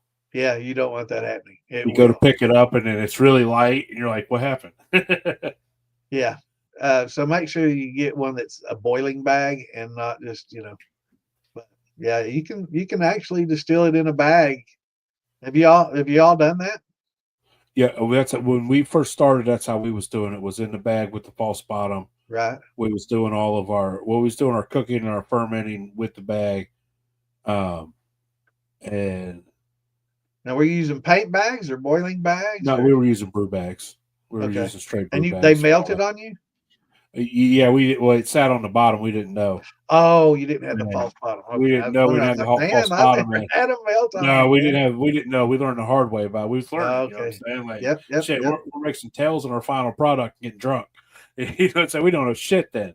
I was like, Um, man, y'all use a paint bag. yeah, Melt the plastic then. there ain't nobody to ask. There ain't nobody. You know what I'm saying? I know, man. That's And you know, so, my liquor when I first started was horrible, and it oh was yeah, horrible for quite some time. I had nothing. I had a Foxfire book, a pressure cooker, a little, copper coil, and that was it, basically, and nobody to talk to or ask questions. And I scorched. I don't know how many runs, probably half a dozen runs before I figured out how to not scorch. But we drank scorched liquor, and we was damn happy to have it. happy. Yeah, Put we Jolly sat there Ranchers in that fishing on the shit. fishing bank, smoking our cigarettes, That's right. drinking It didn't moonshine matter. at 12. We were smoking cigars and Swisher Sweets to keep the mosquitoes and the gnats off of Yeah, us, you know what I'm saying. It was crazy. That was us, man. It They was, were attracted to the scorch smell. yeah. Uh, What's going on, Kaylin? he is the very bottom. Yeah, man. Beaver does, man. And I think Philby has Everything. about one of everything they make. They make everything. Did we ever? Are y'all going to popcorn this year? I'm I'm not. I'm trying. not going to be able to. I'm not. If I go, this will be the year because of no Beattyville. So I want to come down at least Saturday. So I is it would for love to. sure no Beattyville this year? Or maybe in the fall or I think they're going to try to reschedule it probably in the fall. They do the Woolly Worm Festival down there at the end of October. right, Last week in October they do a Woolly Worm Festival. And if you don't know what the Woolly Worm is, we'll just call it a caterpillar. And right. and it tells them how the winter's going to be. So they Yeah, do a Woolly Worm Festival. I'm wondering if they're just going to combine it into that maybe, or they might just take the year off. I know they got hit pretty bad with the flooding, just like they always yeah, do, man. yeah, yeah, So yeah. They did. Yeah, a lot of East Kentucky got it. What's going on, Joseph? Hey, Jeff. More fruit, the better. That's right. Hey, Lisa. fruit can get expensive, like if Fruit is very expensive. That's why people are like, "What do you ferment?" I'm like, "What's on sale?" right. Yeah. Like, what did What, somebody give what can me? I get for free? Yeah. Like I have no choice but to cut my fruit with sugar. Like there's no way I could afford $1 or $2 a pound for fruit. And I did all pears once. I did a 30-gallon thing of pears, and man, it was over 100 pounds of pears to go It's straight. very expensive. And you want to And talk how did about your flavor carry over for pears? it was nice. Got some pear concentrate for the Oh, okay. thumper, and but the worst part about that was straining the pears. It was like doing potato vodka. It was terrible. Was it? I'll never do pears again ever. Maybe use finning agents next time. That's possible. Yeah. All right, Is let's it say amylase and a sweet feed mash? If you're just buying sweet feed all mixed up, no, man, you're not gonna cook that and convert and do all that. It's no. When you buy it like that, you're basically adding some sugar using your hydrometer and just running it as is, and it's basically a sweet feed molasses, corn flavored sugar wash. it's kind of like you're doing a cold mash, Uncle Yeah, Jesse style. You don't yeah, have to heat ferment anything. You even got to heat it up. Put water, sugar, and yeast in there, and it'll make liquor. yeah, yeah. What's going on, Jeff? Awesome. Glad to hear, brother. Yeah, hey, you ever got a problem with it? Let us know. We take care of you on it. That's Everything right. we sell, we take care of you. Even if you fuck it up, we're fair. Like, man, just keep it real with me. You tell me you messed it up, I'll hook you up at cost to not make any money off of it. Mulberries. They Uh, work. they do. I just did a post flavor with I used black mulberry Mulberries. juice, Hell yeah, man. They good. and it comes with blackberry and mulberries. The mulberries are a little bit more earthy, and they're not quite as tart as the blackberries. So they definitely have their own twang to them. What's going on, Old Justin? Yeah, that Sweetwater video was. I liked watching it because, you know, I like having, when I talk about something on here, you know, I like having like a video or a chart or something like that to refer to. So, you know, anytime we talk about Sweetwater and we like check out Phil Billy's video, you know, on Sweetwater, look it up on YouTube and and it'll it's show always you. nice instead of typing out this big long Right, thing. right. You just go grab that video link. Like, here, just watch this. But when you do it, go a jar deeper. Go take it a little longer and go from 20 to 10. So keep that 20 jar, but also make a 10 jar too to go with it, and you'll get a little bit more. Depending on I think he got a little tired of running them tails. They can, like, especially if you're doing a big still, it takes forever to get from 20 to 10. Yeah. Like, I mean, it takes twice as long. yeah, if you're running a 50, you're just like, Jesus, come on, for get me, there. this is the formula for me. So for mine, it takes me 45 minutes to an hour. I'm dripping, and then by hour four-ish, 4.5, I'm pretty much through my hearts. But if I want to collect all my tails, it's another 4 hours, you know, to get all the tails all the way down to the Sweetwater. And that's even cranking it up. So when you get to your tails, yeah, you don't have to go low and slow anymore, man. It's crank that fucking You shit turn up. it up, man. Like, Crank that shit up, get stripped through them. Yeah, move that water, crank that heat up, man. Let's get it. Like, if it ain't blowing steam, you ain't pushing it hard enough. Right. Yeah. If it's blowing steam, back it down just a little. Yeah, you definitely want to get through those tails as quickly as possible, and you know it takes a long time, you know, but it's worth it. It's definitely worth it. There's a lot of alcohol to be recovered, and it's good flavored alcohol. It's not acetone, you know, and real heavy, you know, with ethyl acetates and all that. You know, you're not dealing with all that. Now, the wet cardboard, like the beginning of the tails, the major part of the oil, like, it's, to me, it's like wet. It tastes and smells like wet cardboard. Right. And you know, it's so easy to get past that on the next run. You know, you don't even taste that when you run it again. You know, you distill all that, buy all that, you know. So, but also if you're doing sour mashes, you really need to run all the way down to your tails anyway, you know, to your Sweetwaters anyway. So you don't want to. We'll get to that question, Rick. But your Sweetwaters, it's like at the end of your tails, you can still consider it your tails. You can throw it in with your tails. So it's like it's a part of your. Let's say it's a part of your tails. It is a part of the tails, but it is kind of after the tails, because all the stuff that you're trying to avoid is pretty much in the bucket, you know, for your tail bucket. And when you start collecting those Sweetwaters, yeah, like Ian said, you're not getting a lot of those oils, you know. So you're past a lot of that. You notice how when you're getting into your run, when you're getting into your tails, as your proof drops, you can feel the oils more and more on your hands. Yeah. But at the beginning of your run, when it's, you know, that ethanol high proof, it evaporates off your hands really fast. Well, when you get down to that Sweetwater, it's more like you took water and dumped it in your hand. There's no oils. Right. But it's not slick anymore. It's slick. It's not clean. I try to describe it like hair. You know, when you wash your hair and it gets kind of squeaky clean. No. Well, you remember when you had it. I have a little bit left, but you know, when it gets squeaky clean, when you pull it, you know, it kind of catches as you pull through, so it's squeaky clean. That's what your fingers will do when you're in ethanol. But when you get to the tails, it doesn't get squeaky anymore. Your fingers don't catch; it just slides. So that when we talk about feeling it, you know, that's one of the ways. It won't be greasy, but it'll be like a water, you know, sweet water. And but don't taste it and expect it to taste sweet, because it's not going to taste sweet. So people get confused, like, well, why does it taste? It ain't going to taste sweet. It will taste better than, you know what I'm saying. It's got the end hits. It's got light hits on it. So you know, Daniel, that shit on your chin, that stuff. Yeah. Oh, so Peaches is doing her first run tomorrow. What is she running, Peaches? I think they're doing. If I'm wrong, I want to say they're doing this cold mash. Maybe, I'm not sure. Have you officially done the Yellow Label Angel Yeast videos yet? Um, I haven't used it. He's used it. I forget what he used it on. So, Man, we get some funny stuff on here, yeah, man. we do. It's funny as fuck. Oh, that's hilarious, man. Strawberry banana, awesome, man.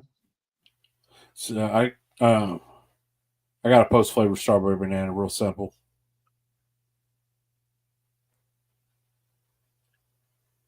Yeah, it'll get cloudy when you start getting those tails. You know, some of them though, that I've actually, you know, on my setup, um, I can leave this deflegmator off, and I can come off here at about 120 to 125, just straight in, you know, just straight through, no mesh here at all, just a straight through. I can come off at 120.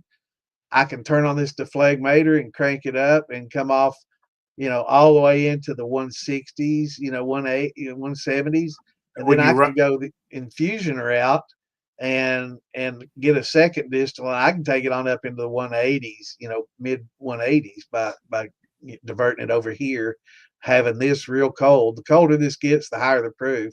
And then I run it through here for the second distillation. I can come out 185, so I can go anywhere from basically 125 to 185 on this steel just by adjusting the deflegmator and these diverters.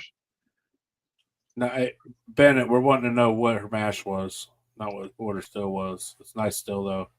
Did you make those jars half gallon? When he was asking how to pump Awesome. them up Yeah. half gallon.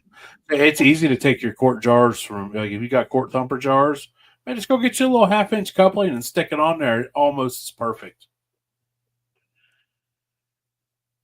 You know, Richard, dude, that's dealer's choice. Like, that's one of those things, man. It's dealer's choice. I've seen people Yeah. go down to 10%. I've seen people go 50%. You know what I'm Yeah. saying? Like, really, it is your choice.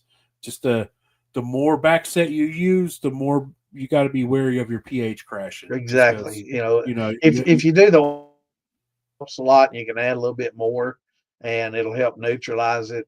Um, y'all do the oyster shells I or the don't. stable? I've never used oyster shells.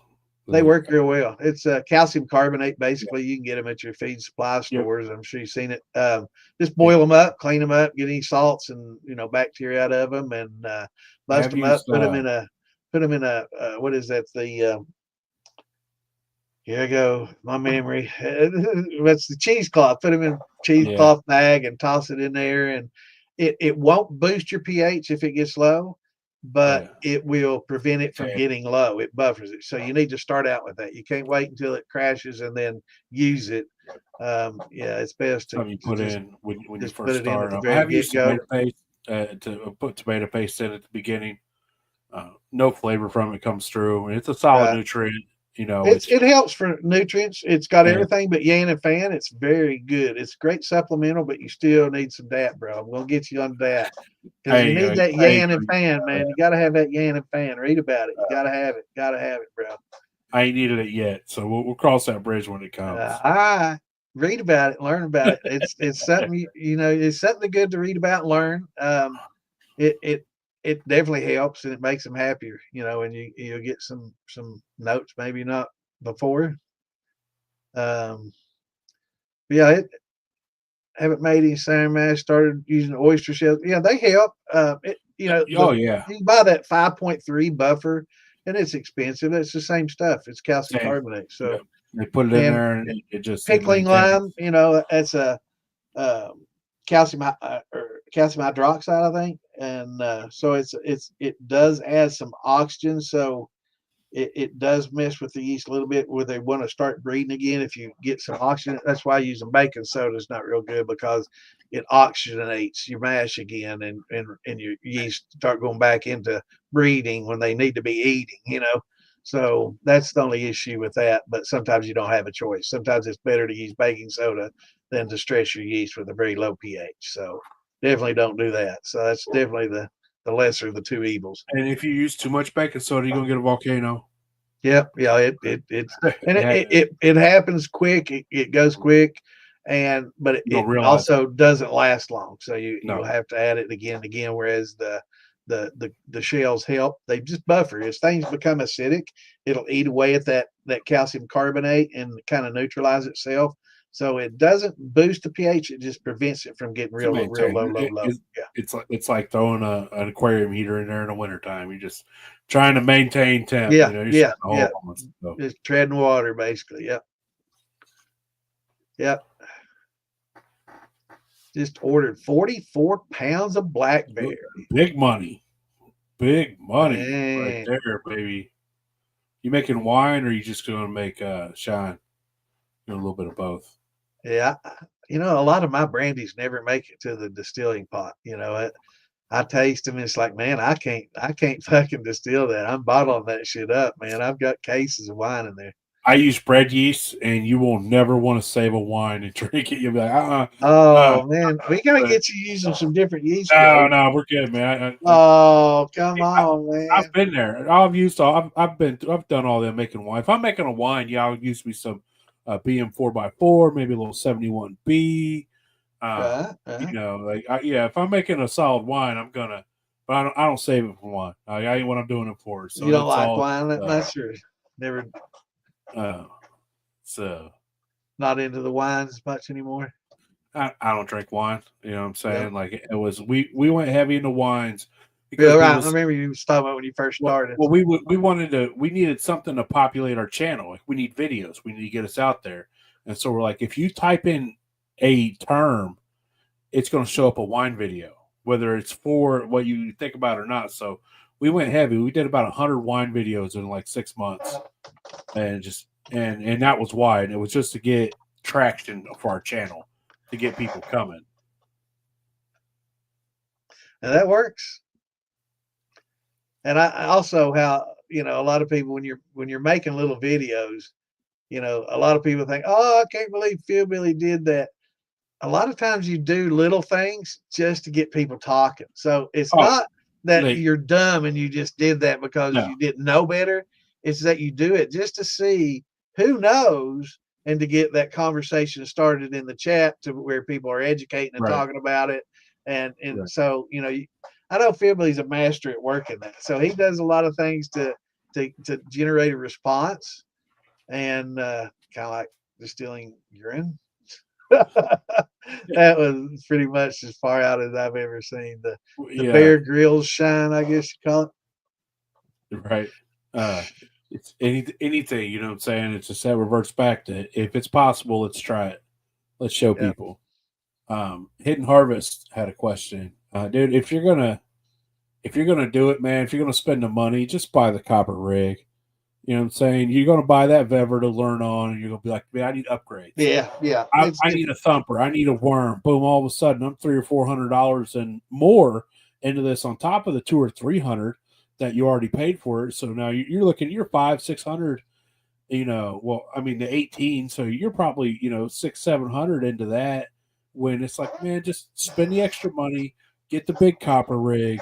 You'll never be upset that you did, and your liquor will be 10 times better from the beginning. And what better to learn on than something that you're going to have forever? You're going to learn on it. You're going to master that rig. You're going to run that rig until the end, until you kick the bucket and pass it on to somebody else. Or you're like, you know what, I need a 50, because that's usually what happens. So, my opinion, you want the Vever to learn on, you want to buy upgrades, cool, I'll make them for you, no problem. But and if you do get the Vever, get the football. That way, any upgrades you get for it are going to work on your copper steel, because you're going to end up getting one. And when you do, it's going to have sanitary ferrules on it, and you can just use all your other equipment right on there, man. You won't have to waste. And let's be for real. The football is the best still they make. It's all tri-clamp. It's not little lines that bend and hook up. Trash. Go with the copper. Get the copper 20. You'd be glad you did. With that 20, you can add electric to that. You're not adding any electric to that Vever. You're running it on a stove or a hot plate or a turkey burner. Yep. You got a nice big thumper, a 5-gallon thumper. You can put an infuser on. You can run an infuser on that. And you can easily hook up a gin basket to it. You can put jars on it. Anything that you want to do with that 20-gallon rig, you could do. You know what I'm saying? And you got a 20-gallon rig. You could run 10 gallons in a 20-gallon rig, but you can't run 20 gallons in a 10-gallon rig. I think 30. I like 30 is a good size. I think 30 is a good. It's getting. I think for me, and just my opinion, and I guess like a lot of the opinions in the past have been, Personal. It's hobby just steels pretty much chop off at the 30 to 40 gallon range. Anything beyond that is considered, well, is this really a hobby anymore? How much but liquor we got? right. But if you're like, hey man, I just want to do one run a year. I don't want to get a Yeah, 20 and have to run it 3, 4, 5 times a year. I want a right, 40. I want to do a couple runs a year and be done with it. There's a plus and minuses. right, Like when you get up in the 40, 50 range, you better have 12 hours. You better have a whole day, and that's just running. That's not loading and unloading and this and that. You better have 12 to 15 hours. When you're in the 20s, you're looking at 5, 6 hours, depending upon how you run. Everybody runs a little right. different, but you're And looking how at, far you take the tails down? right, how far you're looking at a 6 hour range. So really, it's just what do you want to put into it. But if you did get to 20 and say later on you're like, man, I want a 50. Well, you can always use that 20-gallon pot as your thumper. Right. Like, and so there's ways. So What's going on, Bean? man, that's Yeah, what I if you can afford the copper, just go copper. for sure. Generally with most people, the issue is money. And Yeah, and if you can't afford the copper, then a football probably or a keg is your way to go, for sure. right. I wouldn't Cake soda go way to with the three bever or any of that. The keg or the football bever definitely. And that Uh, copper pot's going to hold its value too. Like you're not yeah, reselling that Vever pot for what you got in it. yeah, you're Not not even close. You're not. half, not even half. You'll be lucky to find somebody to um, even buy it off you at a steal. Well, But you most got people when they see a football, like a 13, they've got a 40-gallon copper, and they're like, I see a little thumper in my future, or something yeah like that, where yeah they want to they use convert it it. for something else. But Yep, that yep, if you got a 20-gallon copper rig and somebody comes over, more than likely they will hand you more than what you paid for it because they don't know the value of what you got. right, But you do. You know what I'm saying? And it's just they're in awe. And so the copper rig's the way to go, man. It's a money investment that doesn't lose its value ever. right, And you know what I'm absolutely, saying? And if you could swing it to where it pays for itself, if that's your deal, you're in a legal state. right. So Yeah, he's taking it to the Philippines, and they're going to run over there. So I would definitely, if you're going to be running a lot of brandies, because that's really when the coppers shine, is yeah, when you that's deal with a lot more sulfurs and sulfides. And you tend to get more of those with brandies than you would with like you're not going to get a lot with like a sugar shine, or you get some with grain. Um, but it's just part of the fermentation process actually creates them. So it's kind of hit and miss. But I tend to get more sulfides with my fruits, and dark fruits like plums and grapes tend to create more of them than the peaches do. that's also Um, why you hear you people talk about you got to throw off more heads when it comes to your fruits. You know what I'm yep. saying? Throw off a little bit more heads than you do with your Yeah, grain. yeah, you get more, and using pectic enzymes. Anytime you use your pectic enzymes, you got those pectic enzymes eating the cell walls, the cellulose, and that cellulose converts into a methanol. So that's a wood alcohol, and that's why when you use those pectic enzymes, you're getting more of the heads and more of the force shots than you normally would, because you've got cellulose being consumed, and that's what the pectic enzymes do. So when they When break those cell walls down to get more of the sugars out.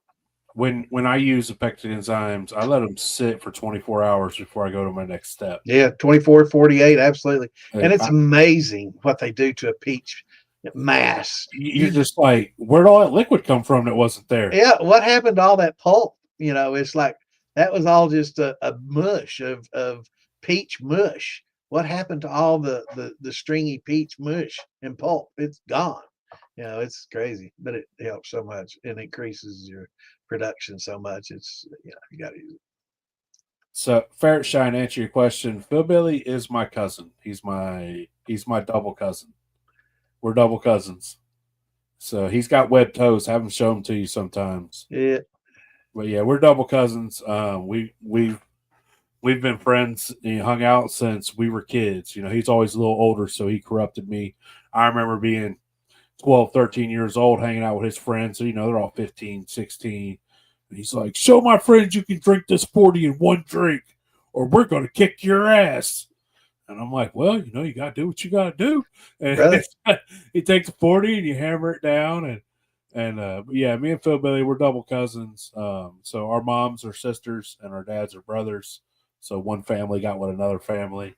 And Phil Billy's got 6 feet. He's got 6 toes on one foot, and he's got 3.5 fingers on one hand. And he's got the other 1.5 on the other. You don't have to come to us. We're going to be coming to you, man. Maggie Valley, bro. Yeah, Maggie Valley, July. Maggie Valley, just be there, brother. 25th and 26th. That's in your neighborhood, bro. We will be there. So yeah, that's the best time to see us. Or come to the party on July 11th. Let's see, July 11th, Dayton, Ohio. We're having a moonshiner meetup at Snickers Bar and Grill. Yep. You got the Far in the Bottle Festival down in Wilmington, Ohio, September 12th and 13th. Popcorn, not too far from you either. It's on the Tennessee side. June 5th and 6th for the Popcorn Festival in Newport, Tennessee. Let's see, July 11th. So we're working on flyers and stuff for that. We just got the okay for it. So we will just, if you don't follow Phil Billy, follow Phil Billy. You can follow me directly on TikTok. You can follow Bad Santa. You could just check in here. Everybody's going to be talking about it when the time comes. Yep. So yeah, I'm going a little fast with all there's several festivals around. Like I said, Hidden Harvest. You need to join the militia, and inside the militia, at the very top, once you join and answer the questions. So when you do, if you don't see the questions, scroll down because they might be below. But we've got like a Google Calendar that has all the different events that's going on. Damon's really bad about keeping it up.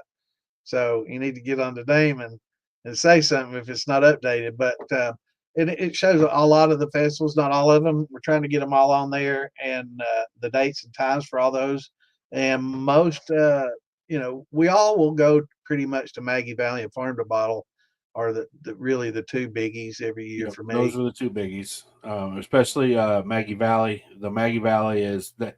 See, the Farm to Bottle's nice. It's definitely the Farm to Bottle's more personal. It seems like Maggie Valley it's a lot. So if you want big, Maggie Valley's the way to go. If you want smaller, more personal, and just hang out with people in the campgrounds because it's at the festival. Right. That's what I love about it, man. Is then Farm to Bottle campgrounds is right there. The way to go. So you can't go wrong either way. Yeah, both of them are great.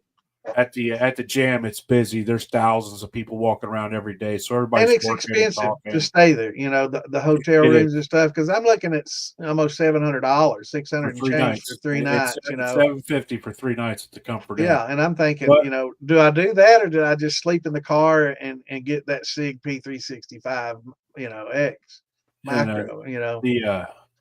Sig. Like my fucking car.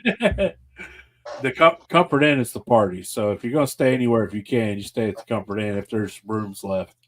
And that's where everybody hangs out afterwards, and it's a good time. We set up a grill in the parking lot. You got food, you can throw it on, So. Yep, there's a lot down in Arkansas. Yeah, we've got the Arkansas Moonshine Festival. That's in October 31st or November 1st. Yeah, November 1st in Clinton, Arkansas. Is that the music festival, or is the music festival different from that? No, it's the music one. We had the music, the one we went to last year. Okay, that's what I was thinking. So I know we're all great. We're all thinking about trying to go to that in Arkansas. Yeah, that was in Clinton, Arkansas, and I think that's November 1st.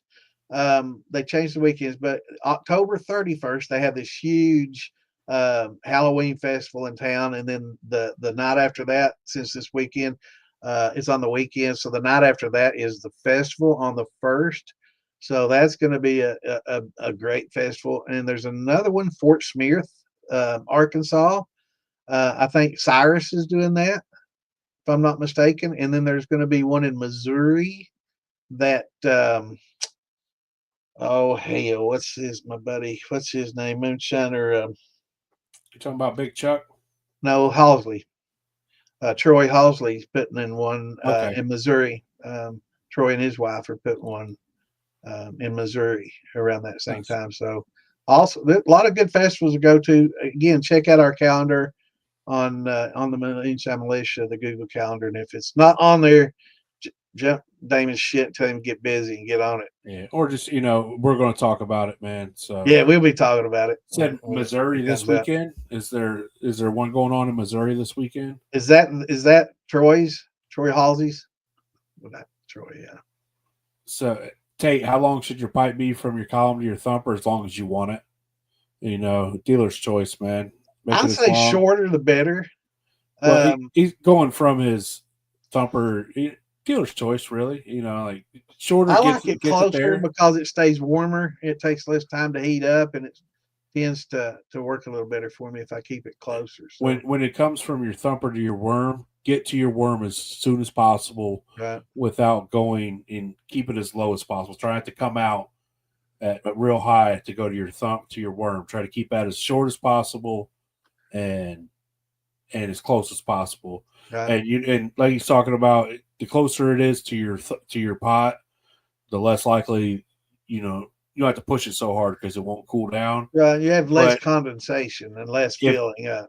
If you gotta be 3 feet long because that's the way it is what it is. You know yeah, what I'm saying? that's what it is. Right. But Troy's is this weekend. Okay. Damn, I didn't know that, man. Dawsonville, Georgia. Awesome. We'll have to say there's a moonshine festival in Dawson. Yeah, I've heard about the one down in Georgia. I believe that's southern Georgia. I think that's in September, maybe. I know we had a bunch of people message us last year trying to get me and Phil Billy to come to all these festivals. I just had a guy in Ontario, Canada, who wanted us to come up there for a festival, and I'm like, man, I can't be taking Phil Billy across the border. We'll never get back. Right, man. It's. And I'm like, you're too far away, and we don't fly. Like, I ain't getting on no airplane. And let's be for real, Phil Billy ain't riding to Ontario, Canada. You got to damn near break his arm to get him to go to Maggie Valley. Well, I don't know. All expense paid trip but you won't fly, will you? You're not a flyer. I'll drive. I'll drive anywhere. Let's get it. But I ain't flying. All expense paid and everything taken care of. You might get us up there. What do you think? I'm down. I mean, if they're paying, I'm going. Yeah. Just pay for our room and our food and. That's right. Feed me and give me free drinks. And that's right. Yeah, you can't bring your own, so I guess you're gonna have to feed me and feed me drinks and. I wonder how it works. You'd have to take legal jars. Yeah, or put your own in a legal jar. Nobody knows that too. Get you some new stickers. Yeah. Yes, sir. It does. Most of your brewers and beer makers use all 2-row. They snoff at 6-row. They're 6-row snobs, but 6-row had its place, for diastatic power when we were doing all grains before. When all you really had a choice of is powdered amylase. It's really hard to work with. It doesn't work as well. Which is really hard to with work the liquid high temp and the liquid gluco, it's revolutionized things, man. It's changed. Like Ian and I were talking, everything's always changing, and as science, and developments and new things come about, things change. And liquid high temp and liquid gluco has changed a lot of things. And it's, you don't need that 6-row anymore. You can get by with using that 2-row and getting that extra flavor because you don't need all that extra diastatic. You can just pinch a little bit in and use half of the liquid gluco or, and high temp amylase that you normally would, and then use the barley, to 2-row to go along with it. Getting all the diastatic you need for conversions, and it's the best of both worlds, man. I love doing it that way. I've changed. I don't buy any more 6-row. 6-row is so scarcely used. It's hard to find a farmer who grows it. Right. It's only in the distillers because beer makers don't have anything to do with it. So it's only distillers that use it. And now with the amylase coming out, and it's more expensive. It's harder to find, and you just don't need it. And damn near all these farmers that grow 2-row. Yeah. Got 2-row, but they don't grow 6-row just because they don't sell enough of it. Yep. There's not enough out there. And if they do grow it, everything that they grow goes to a distillery. It's all for a certain place. All for one, And nowadays all these distilleries are using liquid because it's It's money. Just, It's so much more cost efficient. It's about dollars and cents, and so they're let's get making back to dollars and this cents. yellow label. Have y'all? I asked earlier, and I think we might have got away from it, but have y'all used it much yet? And Phil Billy I used it. I forget what he used it on. know Let's see. Michael and Brittany have You used it have to recently, ask and him they've got Friday a multi-grain going on with it. I'm going to try some rice with it, and I'm going to try some just corn, and just see what it does. I'm just dumping it in there cold. I'm going to do 3 pounds a gallon, the standard 3 gallon to get a night. good conversion. That should be plenty conversion. And because you can't, use the starch test. You can't use a hydrometer, triple scale early on. You have no idea. So you just have to know pretty much what recipe will give you a result that you want, and then back into it using that yeast, and it's going to be interesting. I can't wait to try it. But according to Michael and Brittany, man, it's working off fine. It's taking a little bit longer, but they saying it's smelling really good, and I can't wait to see how it tastes. I've heard a lot of different people doing it, but not so many with the experience that Michael has. So it's one of my first times hearing, I didn't see Phil Billy's episode, but it's one of the first times I've seen an experienced, shiner, and working with it. So I'm wanting to see what it turns out like for him, because I'm going to have some fun with it. Because Right. back in the day, the biggest problem with gelatinizing corn and doing all this was having something large enough to boil that much fucking water, right? I Right. mean, Or having something large enough to ferment all that corn in. It's like, I right? mean, you're not doing a 50-gallon mash with 150 pounds of corn in it in a drum. It's just No, not going to work. Um, when it comes to the rice, I know a lot of people, they say the flavor gets lost during distillation. So you'll see a lot of people, they'll ferment the rice traditional sake style using Shanghai yeast balls hmm to really get that flavor out of it, and then they mix it together when it comes time to distill it. I didn't know it, but Yellow Label and that Gobi yeast is created from malting rice. Really? So I didn't know that until a couple of weeks ago. That's how I'm learning by doing this show. So I'm not just teaching; we're all learning at the Yeah. same time. Well, like you see something you're intrigued about, like Yeah, it's gonna this is new to me. I've never done rice before, it's so gonna I'm eat at you. It's gonna yeah, eat at you. So yeah, if you don't like how it comes out, you're gonna be like, man, I'm gonna try to do it the sake way and ferment my rice with the yeast balls, and then combine them in a pot and distill them together and see how I like that, because you'll get a lot more rice flavor out of the it's like a koji yeast. yeah, Interesting.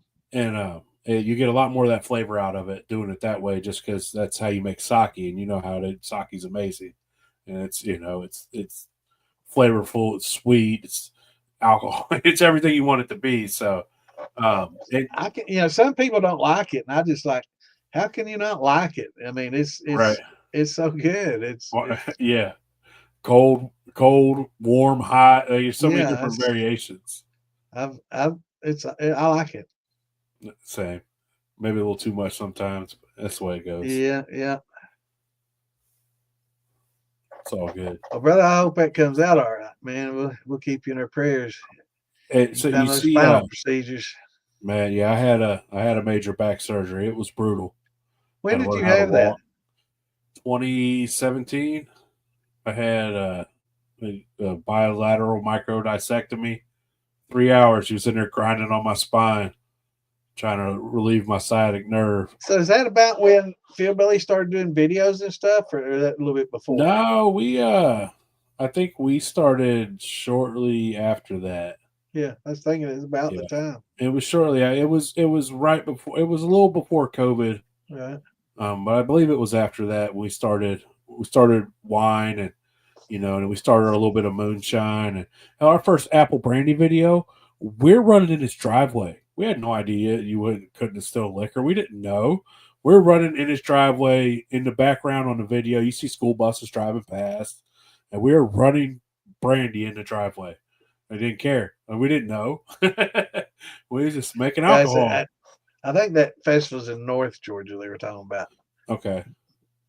What's going on, Scott? Anytime, brother. That's what we're here for. You too, man. And thanks for supporting Phil Billy and Ian. Yeah, we appreciate y'all, man. Oh yeah, we cussed. Yeah. Yeah, we cussed a lot. Yeah. A lot. Uncut, man. Raw Yeah. and uncut. Well, we wanted people to be like, man, these dudes are just like us. You know what I'm Yeah, they're saying? real This is people. me. You know, This it's is me and my buddies sitting around the fire, just busting each other's balls, cussing, having a good time. Like some of the stuff we say and talk, it's just like my old lady here, like y'all are dumb. Like yeah, what is like wrong with you on guys? the Friday shit show, man. It gets a little bit out there That's right. Oh, sometimes. fuck your mama, bitch. Yeah, fuck That's your old mama. school right there. Yeah. And the retarded girls, yeah. It's crazy. Yeah, There's some good we stories, always man. had a good time. We're like, you can have fun. You ain't gotta be a snob. We That's can what I do was that. thinking when you said that, thinking, man, you go to all these wine sites and you deal with all these snobs. It's like, man, I don't want to be that way. I don't want to be that guy. No, and I then want to educate, but I don't want to sound like that. you, So it's you, hard. you It's see hard these to two educate and dudes. not sound like a know-it-all. And Yeah, it's you see these two fat dudes, one bald, one's got hair, and they're just like, oh yeah, here you go. Pound of sugar, pound of fruit, some water, little bit of yeast. Oh, yeah, look at that. You got wine. yeah, And you're just like, man, I can do that. Like old JJ. Like I talked to JJ, old Joe Jackson, all the time. He's like, man, I was at home, I was looking for something to do, and I'm researching, I'm watching George, and I'm just not sure. I'm just not sure, man. He's like, and all of a sudden I see you and your cousin making sour mash. And I'm like, holy shit, this is awesome to watch. This is a lot simpler than I thought it was going to be. What kind of shirt you got on there, man? I got me old Appalachian Hooch. I represented today, man. I don't know Mine's if you dirty. recognize it or not. I had to represent for you I today. appreciate that. I appreciate you. Yeah. So doing my Bill, first Billy, sport. Big Easy, and Cyrus ruined your life. Yep. You know who to That's blame it right. on. Hey, I'll take the blame. I always say, tell your lady it's my fault. I'll take it. I'm used to the woman being mad at me. So, Yeah, I wish I would have done the YouTube and TikTok thing instead of, just adminning all these groups and helping out. It'd been a lot more rewarding. I could have helped a lot more people that way. yeah, Even well, though some of those groups had 200,000 people in it, man. I yeah, mean, they were huge groups, but it's just, I would have enjoyed it more if I'd have gone that route instead of just doing the admin thing and, yeah. and So, doing that. I, I like to think like everybody, all these people with their cameras and, everybody making moonshine how-to videos, all the podcasts all funnel back to me and Phil Billy making videos, dumbass wine videos, and not Yep, knowing how to make liquor, but just wanting to let people know. You know what I'm saying? And it's right. grown, it's exploded. So, like I said, it's wild to think that's where it started at, and this is where we're sitting at today. You know what I'm saying? Like, and it's crazy to think of where we're at, and no, never any idea that it would turn into this. You know, What's so going it's on, Steve? Never too late, brother. You can always watch it later on your way to work or at work. It's great to watch while you're sitting at work. that's right. How much cleaning we do. We Yeah, don't we that's don't that's talk about that part. yeah. That's the part we don't tell people that because we don't tell them that they learn that when it's too late. They're already into it. Like, yeah, Yeah, after oh, their they're first already banana into it. mash and somebody says, yeah, put a lid on that. You only need a couple inch headspace, man. Put a lid on it. Put your airlock on that bad boy. Okay, have fun cleaning that garage. Let's see the garage cleaning video. That's right. Yeah, But yeah, yeah, it's a lot of cleaning. Like you don't realize it. yeah, But on the plus side, we're not making beer and wine, so we don't have to be super sanitary. right. Making beers rough, making wine just one false step, one false little step, and it's like, yep, that's infected. It's ruined. Yep, That's moonshine. yep. That's a brandy. That's a Yep, brandy. yep. Actually, my grappa was actually a mistake. I was doing another run and I was out of town and I had to the fermentation was going and I have to stop fermentation. So I had potassium metabisulfate Camden tablet to stop fermentation and I stop it when it's sweet. So I want to retain some sweetness, right? So I tell Ann, teaspoons, of this stuff, and she's using tablespoons, and it's like, okay. So I get back and I taste it. I'm like, ooh, that's bad. So I let it sit and I let it sit and tried to, degas it, and I let it sit for a year, almost over a year actually. And that flavor went away. It gassed off, and all that potassium metabisulfate went away. And actually, I think it contributed to some of the esterification and some of the interesting flavors. It's crazy how something that sits will pick up some wild flavors. Yeah, it's the process of oils and acids and alcohol and oils and acids all working together to esterify and to making a lot of these flavors. It's very interesting because it even happens in a jar. A lot of it, happens in a barrel where you're getting the flavor from the Yeah. barrel. Also, you're getting, there's a lot of chemical reactions that are still taking place for a long period of time. Even in that And jar, like that jar's not going even to in a taste. jar, yeah, It's not going to taste the same in 6 months. right, Yeah, you go pick that jar up exactly. and be like, man, this is different than I remember, It's and it better is. than I remembered it being. It Or you're generally. like, man, where'd all the flavor go that Right, was it there? sucks, man. What happened to this? A lot of people when they're running, they're trying their product and they're like, man, this has so much flavor, but your palate and everything is blind from the aromas in the air from running your still, everything that's in it when it first comes off.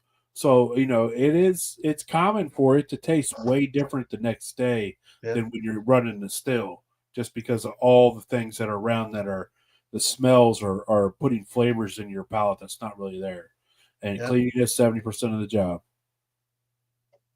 Cleaning up is definitely the biggest part of it, and that's the only drawback to copper is that little bit of extra maintenance that's required. But if you learn how to do it properly and you rinse it every time and you run it often enough, you really don't have that much problem with it. It's So just never here's let back sit in it though. yeah, see, I leave back set in mine, fill it up with water, and once you drain it out, man, give it a good rinse. She's good to go. It keeps Well, I mean, backset will actually clean it. it keeps it clean. Yeah, Like it'll definitely clean. But it also they found that when acids come in contact with your copper, it's basically etching and it's micro etching it. You have to have a microscope to see it. But what once used to be a flat oxidized surface, and you want it to get oxidized. You don't want a yeah, shiny copper. You want it to look like a dull penny.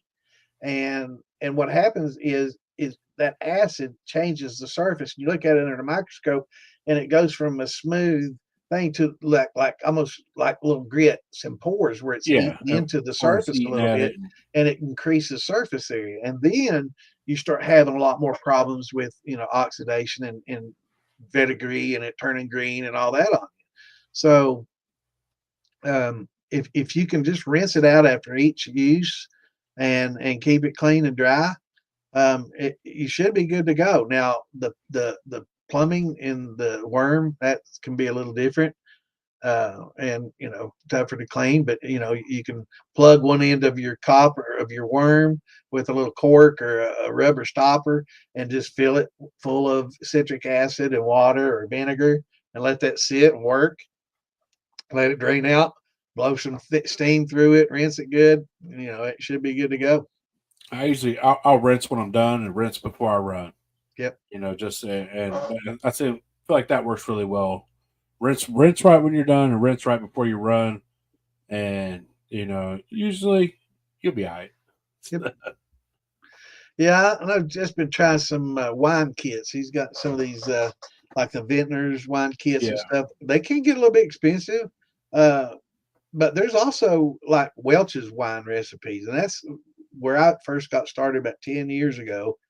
Um, you'll see on there when you get on there and start reading, you get so much misinformation, just as much in winemaking as we get in maybe not as much, right. but a lot of misinformation in winemaking, just like we get in the moonshining. But um, you can make some pretty decent wine with Welch's grape juice, Just and juice, and a less good juice. yeast. It's surprising. And vintners, they have a lot of fruit puree, and it can get a little expensive, but it's great stuff, man. It's y'all carry that, don't you? No, we don't carry any type of fruit purees or Yeah, I wasn't sure if y'all wine carry that or bases. not. There is a puree company here called Ohio Puree. You can buy the 40-pound bags of straight puree. They don't cut it with corn syrup or anything like that. You may have to work out a wholesale deal with them and start carrying that, maybe, you know. And That's something else. But yeah, that rum, that molasses for the rum's pretty good stuff that y'all source up there.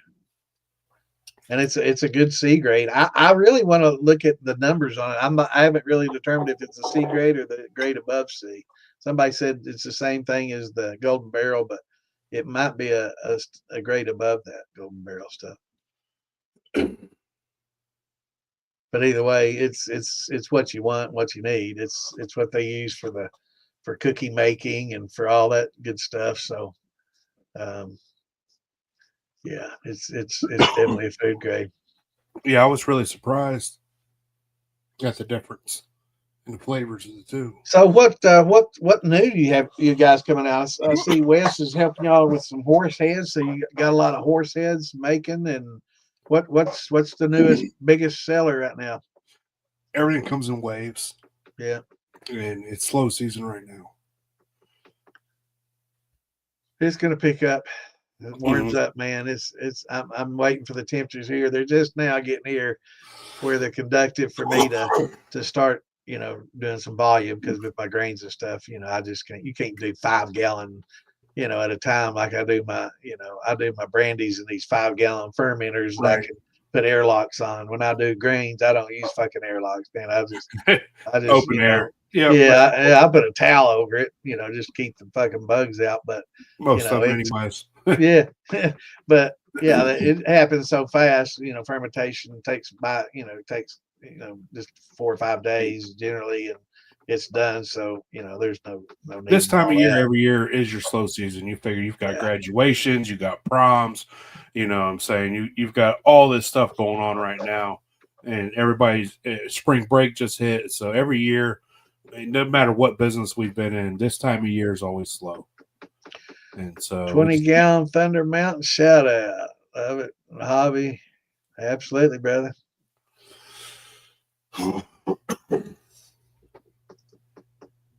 Cane syrup works excellently, man. It works great. Use your hydrometer. If you're unsure, take 1 pound of that syrup, mix it with 1 gallon of water, throw your hydrometer in there, and it will tell you what you need. If you're low, then be like, oh, I need to add, I need to add a half pound more, or And if you can't do pounds, you do it's gallons. See how much a gallon is, and then see how many gallons of water you have to add to that till it reads. Use that triple scale to lead you where you need to go. Absolutely. That's such an essential tool, and everybody says, oh, I don't want to get all scientific. Well, then quit asking for recipes and quit following what somebody else does. Just dump it in and ferment it. Yeah, just dump it in, shit on it, and run it. And just see what happens, man. But it is one piece of equipment, and it ain't no different than a thermometer. And it doesn't take a rocket scientist to figure it out and use it. One simple 5-minute explanation, and it's like, that's it, really? That's all. It's like reading a fucking thermometer. If you can see the numbers on it, you might have to twist it around a few times before the numbers will actually fucking face you. I'm going to come out with a triple scale and a proofing hydrometer with numbers on 3 sides. That way that motherfucker can't hide from you, man. Right. They got the ones you could throw in, and it reads on your app on your phone. Oh, yeah, that's cool. They definitely have some new age stuff that'll read it for you and tell you what. If Bean was there, he'd tell you. He's got some fancy shit like that. He's like, well, it's at 0.03 and my temp's at this, and it says it should be done by this. And yeah, you got temperature conversions too that those apps probably help you out with really quickly. I would expect it to be flavorless. You're not going to get a lot of flavor out of it. It's just it's just a sugar. It's it's a glorified simple syrup. It's not a molasses at that point, it's not like maple syrup to where it has its own distinct twang to it, So, I would expect it to be like running just a sugar wash. Yeah, 1.080 is perfect. Yeah, that's fine. That's where I like my grains. I like my fruits about 060. I like my fruits around 8%. I like my grains around 10%. And that's just dealer's choice. So Yep. I'm the opposite. I generally will accept a little lower with my grains, and I use dextrose. so using corn Yeah, sugar. yeah. I use dextrose. That's It hard for a blends lot of in people so to come easy. by. Yeah, Like corn I know sugar is you all get a hard. great deal on it. Y'all get Yeah, a we great do up deal on here. it. Every time I'm going down there, all my buddies are like, "Can you get me corn sugar? Can you get me Yeah, dextrose?" yeah, And man. I'll That's roll down with like 300 or 400 pounds in a little 4-door car, so dragging it definitely up look them here. up, man. They're definitely one of the best dextrose sources there is for sure. And if you don't have to ship, if you can go see them, it's definitely well worth your time And and cheaper i- than Amazon for if you're sure. coming into town for the festival July we're having July 11th, let me know prepay, and he'll have it ready for you. and I'll see about getting you some. So Yep. But it's tough, it's tough to do these favors, and everybody's like, yeah, give me some. So you got, okay, there's 300 pounds, 500 pounds. I'm not gonna be able to make it, man. Can you bring that to Maggie? It's like, okay, so I'm carrying that cost to Maggie now, and yeah, I'm oh yeah, packing it, I know. Yeah, hundreds of miles, and it's tough. So if you can, just prepay, and you know that's why I try to essentially, do Jeff, everything. we're talking about sugar made from corn. Yeah, Like there's a lot more it's to it than that, but essentially it's sugar made from corn, yeah, and it's a pure monosaccharide of glucose. So you just got one It, molecule of glucose and it, everything, and it ferments smooth and easy, and it makes yeast so happy. It's their it favorite food. does. It's And I tell it's you, so man, easy for them to consume. if you was to say you did just an all dextrose wash and just a straight white sugar wash, and you put them next to each other, you would Night and just day. night and day. Just the heat ain't there, and it's why a lot of people use that dextrose when they're doing all grain That's why I use because it. in most people's minds, it's like, well, man, that's corn sugar. That's still an all grain. Like even though there's a lot more to it than that, but essentially it's It's still an cheating a all. little bit. It is, but it just the smoothness of that corn sugar is just. And where is it? Usually brew stores. Usually brew stores is where you get it from. Yeah, It's made by it's on big companies Amazon. like You can get it off Cargill. Amazon. It's like You get it 80, on, 90 bucks yeah, for a 50 it's pound bag. pricey. If you can find a brew store, you can usually get it for about 65, 70 a bag. Right, right. Um, And if you, I think that's about what you guys are in it, 60, 70. it not shipped, yeah. Right, right. You Yeah. want Oh, to yeah. ship, Not yeah, shipped. No. yeah. When you go Yeah. to ship it, you better add another Oh, six, yeah. Yeah. 60 It's expensive. $75. That's great, and Yeah. that's us not making any money. So Yeah. Y'all have pretty tight margins, if any. I mean, when you include gas, you're probably losing money. yeah, But and it's that, helping people, it's yeah, and keeping you out and there, and we maybe look they'll at buy it that like man, still. we will make it on the back end on something That's else. right. You know what I'm saying? Yep. Come back with something Exactly. else. So Full circle. It'll come around. he said he used the turbo. Let's see, Yeah, Patrick. it's just basically it's derived from corn. Yeah, Yep. and Mike Frayne and I, we sat down and we did the math and did the numbers. It's cheaper to get your sugar from corn than from a bag. Okay, if you don't mind doing the conversions and going and doing all that, you can get cheaper sugar if you get a good deal on it. Now, if you're paying $20 or $30, for a 50-pound bag, I'm sorry, you're not probably going to make it. It's Right. cheaper, Like, but see, like Bucky's Yellow Dent, if you're paying $8 for a 50-pound bag, you can make more sugar out of that than the 70 cents a bag, or 70 cents a pound that you're going to get from most yeah, wholesalers and stores. see, like for us, I think the cheapest I've found granulated sugar that's not beet sugar. You get beet sugar cheap, Right. and I'm not a fan of the beet sugar. Some people I'm swear not by either. it.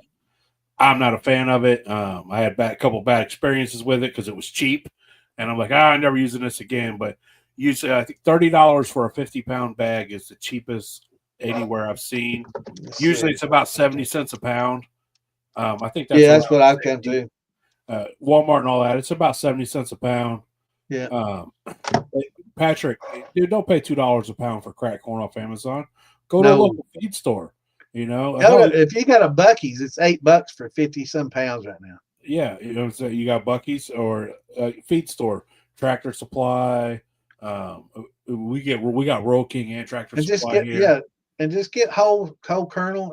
It'll keep for a long time, and I'm and willing to mill bet it you down when could you get need it. that corn off Walmart for a 50-pound bag for the same price. And Walmart, you Mhm. go pick it up at Walmart. Like you'll be Yep, surprised at things like that you can buy at Walmart. absolutely. But try a feed store before you go pay But $2 when a it pound. comes to heirloom, expect to pay a bunch, Yeah. and get it from Phil Billy and And we sell the heirloom for $3 a pound, and that includes shipping. right. Um, So if you can go up there and pick it up, probably $2 a pound or so. $2 a pound if you pick it up, you know. Yep. And like sometimes we'll ship it, and it will cost us $2 a pound to ship it. And sometimes it'll be $1, sometimes it'll be 70. It all equals out, and we don't make barely anything off the corn. So buy the stuff from us. Yeah. Yeah. It's uh, definitely better than paying two okay, for you're crack you're corn out in off Amazon. Alaska. Well, yeah, You can you're out get in heirloom Alaska. corn for that. Yeah.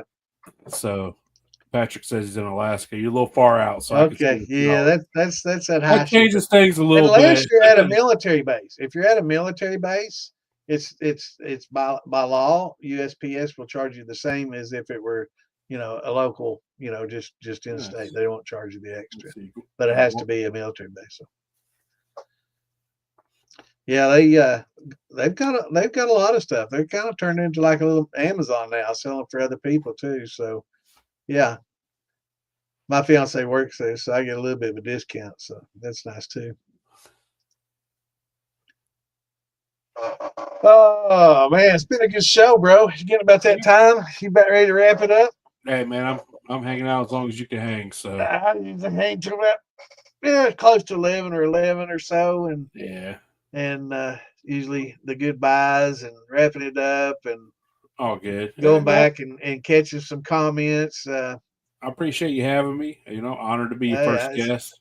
it's great to be on here. Yeah, my first guest on this. Kind of weird, getting asked questions. Yeah, you're on the other side, man. You're on the casting couch now, man. Hell yeah, joining Sean on his casting couch. But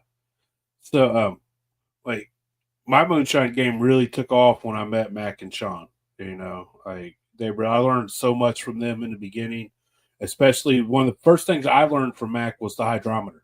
I had no idea about a hydrometer, and so I take it to Phil. Like, check out, like, dude, we can know how much sugar is in. You go back and watch our early videos, like the cotton candy and the sour mash. He's just busting my balls about the hydrometer and how we don't need it, and how motherfucker uses it all the time. Yeah, and that's the way a lot of Yeah. old shiners are. I Yep. was the same way, but where I had science, in school and stuff, I always had that scientific curiosity that I had to know what makes everything Yeah. tick. What Even makes as a it work? child, I was taking everything apart just to see what made it work, and I was that guy, and see if I could put it back together. And most times I couldn't, and my dad just got pissed off. He'd start bringing junk phones and junk stereos for me to take apart, so I'd leave the good ones alone. But I just have to know. But there's a lot of people that are resistant, and it's not. There's nothing wrong with it. You don't have to have it. You can, do it old school by taste and feel and stuff. But it's so much As, easier, as a beginner, it's definitely a tool that you should put in your arsenal. right? Makes your learning a lot smoother and easier, and to know what's what. So And if you're a person that doesn't want the science and you want to do the old school, have that and taste it, that manual way, and then put the hydrometer in there and see how well you should you're definitely be tasting and fair. Just like and when you're proofing, if you're checking it with the hydrometer, well, you should also be shaking it right, right when you're done, so that you can like, oh, well, this is what this is. It's how you learn. You know what right. I'm saying? Like, use it Yeah, to learn. just It all shake it, learning check tools. it, and okay, this is what I think it is. Put it in there and test it. Oh, well, I'm getting pretty close, and start reading, learn about the frog eyes and the bridging and Yep. all that. And before you know it, you'll be able to shake a jar, the higher proof, and test it. Lower proof gets a lot more difficult. When you get Yeah. to lower proof, it's a lot harder for me to tell. Once it gets below 100, it's That pretty difficult. the worse your old eyes get, man, the harder it is to read in small bubbles. Yeah, them little tiny bubbles, it gets tough, man. It But sure yeah, man, does. I appreciate you letting me sit down and shoot the shit with you. Hey, it's good to have you in here. What's the if not the Vice episode about? Tong Su? So T-O-N-G. Please tell us. Well, you got me Googling, brother. T-T-O-N-G-S-U-L. Yeah. Korean wine with child feces. Well, that's a nutrient. If you want to use it, you can get your yan and fan from baby shit, but probably not the best place to That's get probably it. But that's what Philbilly's about. He got a baby. He likes fucking distilling piss. Hell yeah, man. I'm presenting that to Philbilly tomorrow. Philbilly's got a episode coming. Hey, Richard, we shipped at 13 gallons now. It's $49.95 shipped. If you want any bigger than that, you got to pick them up or pay for the shipping, man. They're just the fermenters, dude. They're just not worth it when you can go ferment in a trash can. Like it's hard to pay $50 for a 13-gallon fermenter. You know, you can get on Marketplace. You hop get on Marketplace and find somebody near you. Absolutely. Or if you're going to be at the jam, I'm sure I could fish you one down there for you. And one thing, if you're going to buy some of those fermenters, for 25, 35 a piece, whatever they got them for, buy several because you can slide them inside each other and they'll fit. So you can pack a bunch home. You don't have to set them all individually. They slide inside each other. The 13s that I get, you can't. They don't go inside each other. Oh, they don't. Mine do. They're shaped like barrels. They're like egg shaped. Oh, these are kind of tapered down. Yeah. Those are the 55s. I get the 55s like that. You can fit them all inside each other. So. Yeah, I've got some 30s and 42s. Good call, Richard. They cost so much to ship. It's just one of those things we get locally. We store grain in them. I use them to make 10, 13-gallon worms out of. But they're too expensive to ship. So I store lots of grains in mine. Yeah, and they're good. They keep the weevils out. They keep the mice out. So. And if you put them outside, so you get your corn in the fall, right, when it harvests, and you put that in this and leave it outside or someplace in the garage where it gets really fucking cold, that cold will kill those fucking weevils and their larvae and shit. Yeah, anything that's stored inside. Yeah, I leave all my shit stays out in the barn. So it gets frozen out there. It'll kill everything off. So all spring and summer you'll have weevil free, grains. Yep, they gone. They gone. And if you do get weevils, it'll be all right, man. Run them through the grinder. Yeah, man, they don't care. The 65s, man. That's some extra nutrients, right? That's right. Just extra nutrients. The 65s with the screw tops, they're really nice. The only thing I don't like about them is that your neck hole is small. And it makes it hard to get in there and work. And I like the big open top 55. Is that like the pickle barrels, the brown pickle barrel? Yeah, like them. It's just they're nice, they're big, but they're just the neck is so small. It makes it hard to work in sometimes. But they're nice. I couldn't bring one of those to Maggie. You got to pick one of those up. It's just they're just too big. Maybe farm to bottle, Oh yeah, I bring whatever you want to farm to bottle. So if you come up to Wilmington, or if you come July 11th to the Philly Moonshine Festival, then I get you whatever you need. So, what's the point of the S trap on that stove? Okay. So this is just a union here. This is a U trap, I guess. A Y trap, but this is the infuser. There's a valve up here, and I can also use one of these larger butterfly valves. But this I've got just like the hot dog, squeeze the ketchup into the plastic things. That's what I put. I microwave and get them warm, and I just squeeze it into there. And this is an infuser, and I can drain my infusion out and keep infusion as water builds up. I can drain it out and re-infuse here and pour it in the pot. So do they call that an S trap, I guess? Probably. I mean, it's kind of it's kind of a P trap on your sink. Yeah, it's kind of like a P trap. With a clean out. So that's what I use it for. It's just an inline infuser. The vapor comes in, it bubbles through the infusion juices here. I have since this picture was taken a few years ago, I've added 4-inch pools on each side of this so I can hold more infusion juice, because that was the issue I was having is I was having to change it too much. So I made it deeper and I can hold a lot more infusion juice, and it works great. just like a jar. It works just like a jar. Yeah. Yeah, the toast is the bomb. And Yeah. now that we've got the yellow label angel yeast, you know, if it works out well, we can just take hundreds of fucking pounds of corn, dump in a fucking tote, fill it full of fucking water, throw a brick of fucking angel in there, and be done with it, right? I mean, I'm That's right. stoked, man. I'm like, fuck, you know how much work I used to do to fill a fucking tote of hot fucking water, boiling water? That's always a limiting factor, is Dude, cooking enough that corn, cold steeping it. mash, like that Fucking cold A, mash is man. amazing, man. Like when you're doing big like that, and you see a lot of like we've had a lot of distilleries on, and that's what they do. They just cold mash. Like, oh, time is money, man. Time is money. Just boom, boom, boom, boom, boom. So it's definitely insane. But Yeah, all it's right, definitely something I'm gonna get we'll let into you for get sure. off here. Yeah, All right. we Thanks for appreciate coming on, man. I it. appreciate having you on here. Yes, sir. We And appreciate you tuning in tonight. Y'all be sure to I tune know back you in invited next me to week. come on your show a while Oh back, no, and I've been busy, and you're all good, man. but I definitely want to set up a time sometime We've to do it. I'm I say sorry not we're getting back up with you, good, man. You've been but busy. yeah, We're scheduled through up to June, and then we're going to take the summer off. yeah, I had the Just flood, because man. I think it's we right get before busy. the flood that you were talking to me about it, man. And I had the flooded basement. It's like, man, I've been so busy the last couple of months. It's Shit been happens. crazy, We man. ain't going nowhere. You Yeah, know what I'm saying? yeah. We'll be there. But like I said, man, I appreciate you letting me sit I down just and want shoot to the catch shit. y'all before you have another hiatus.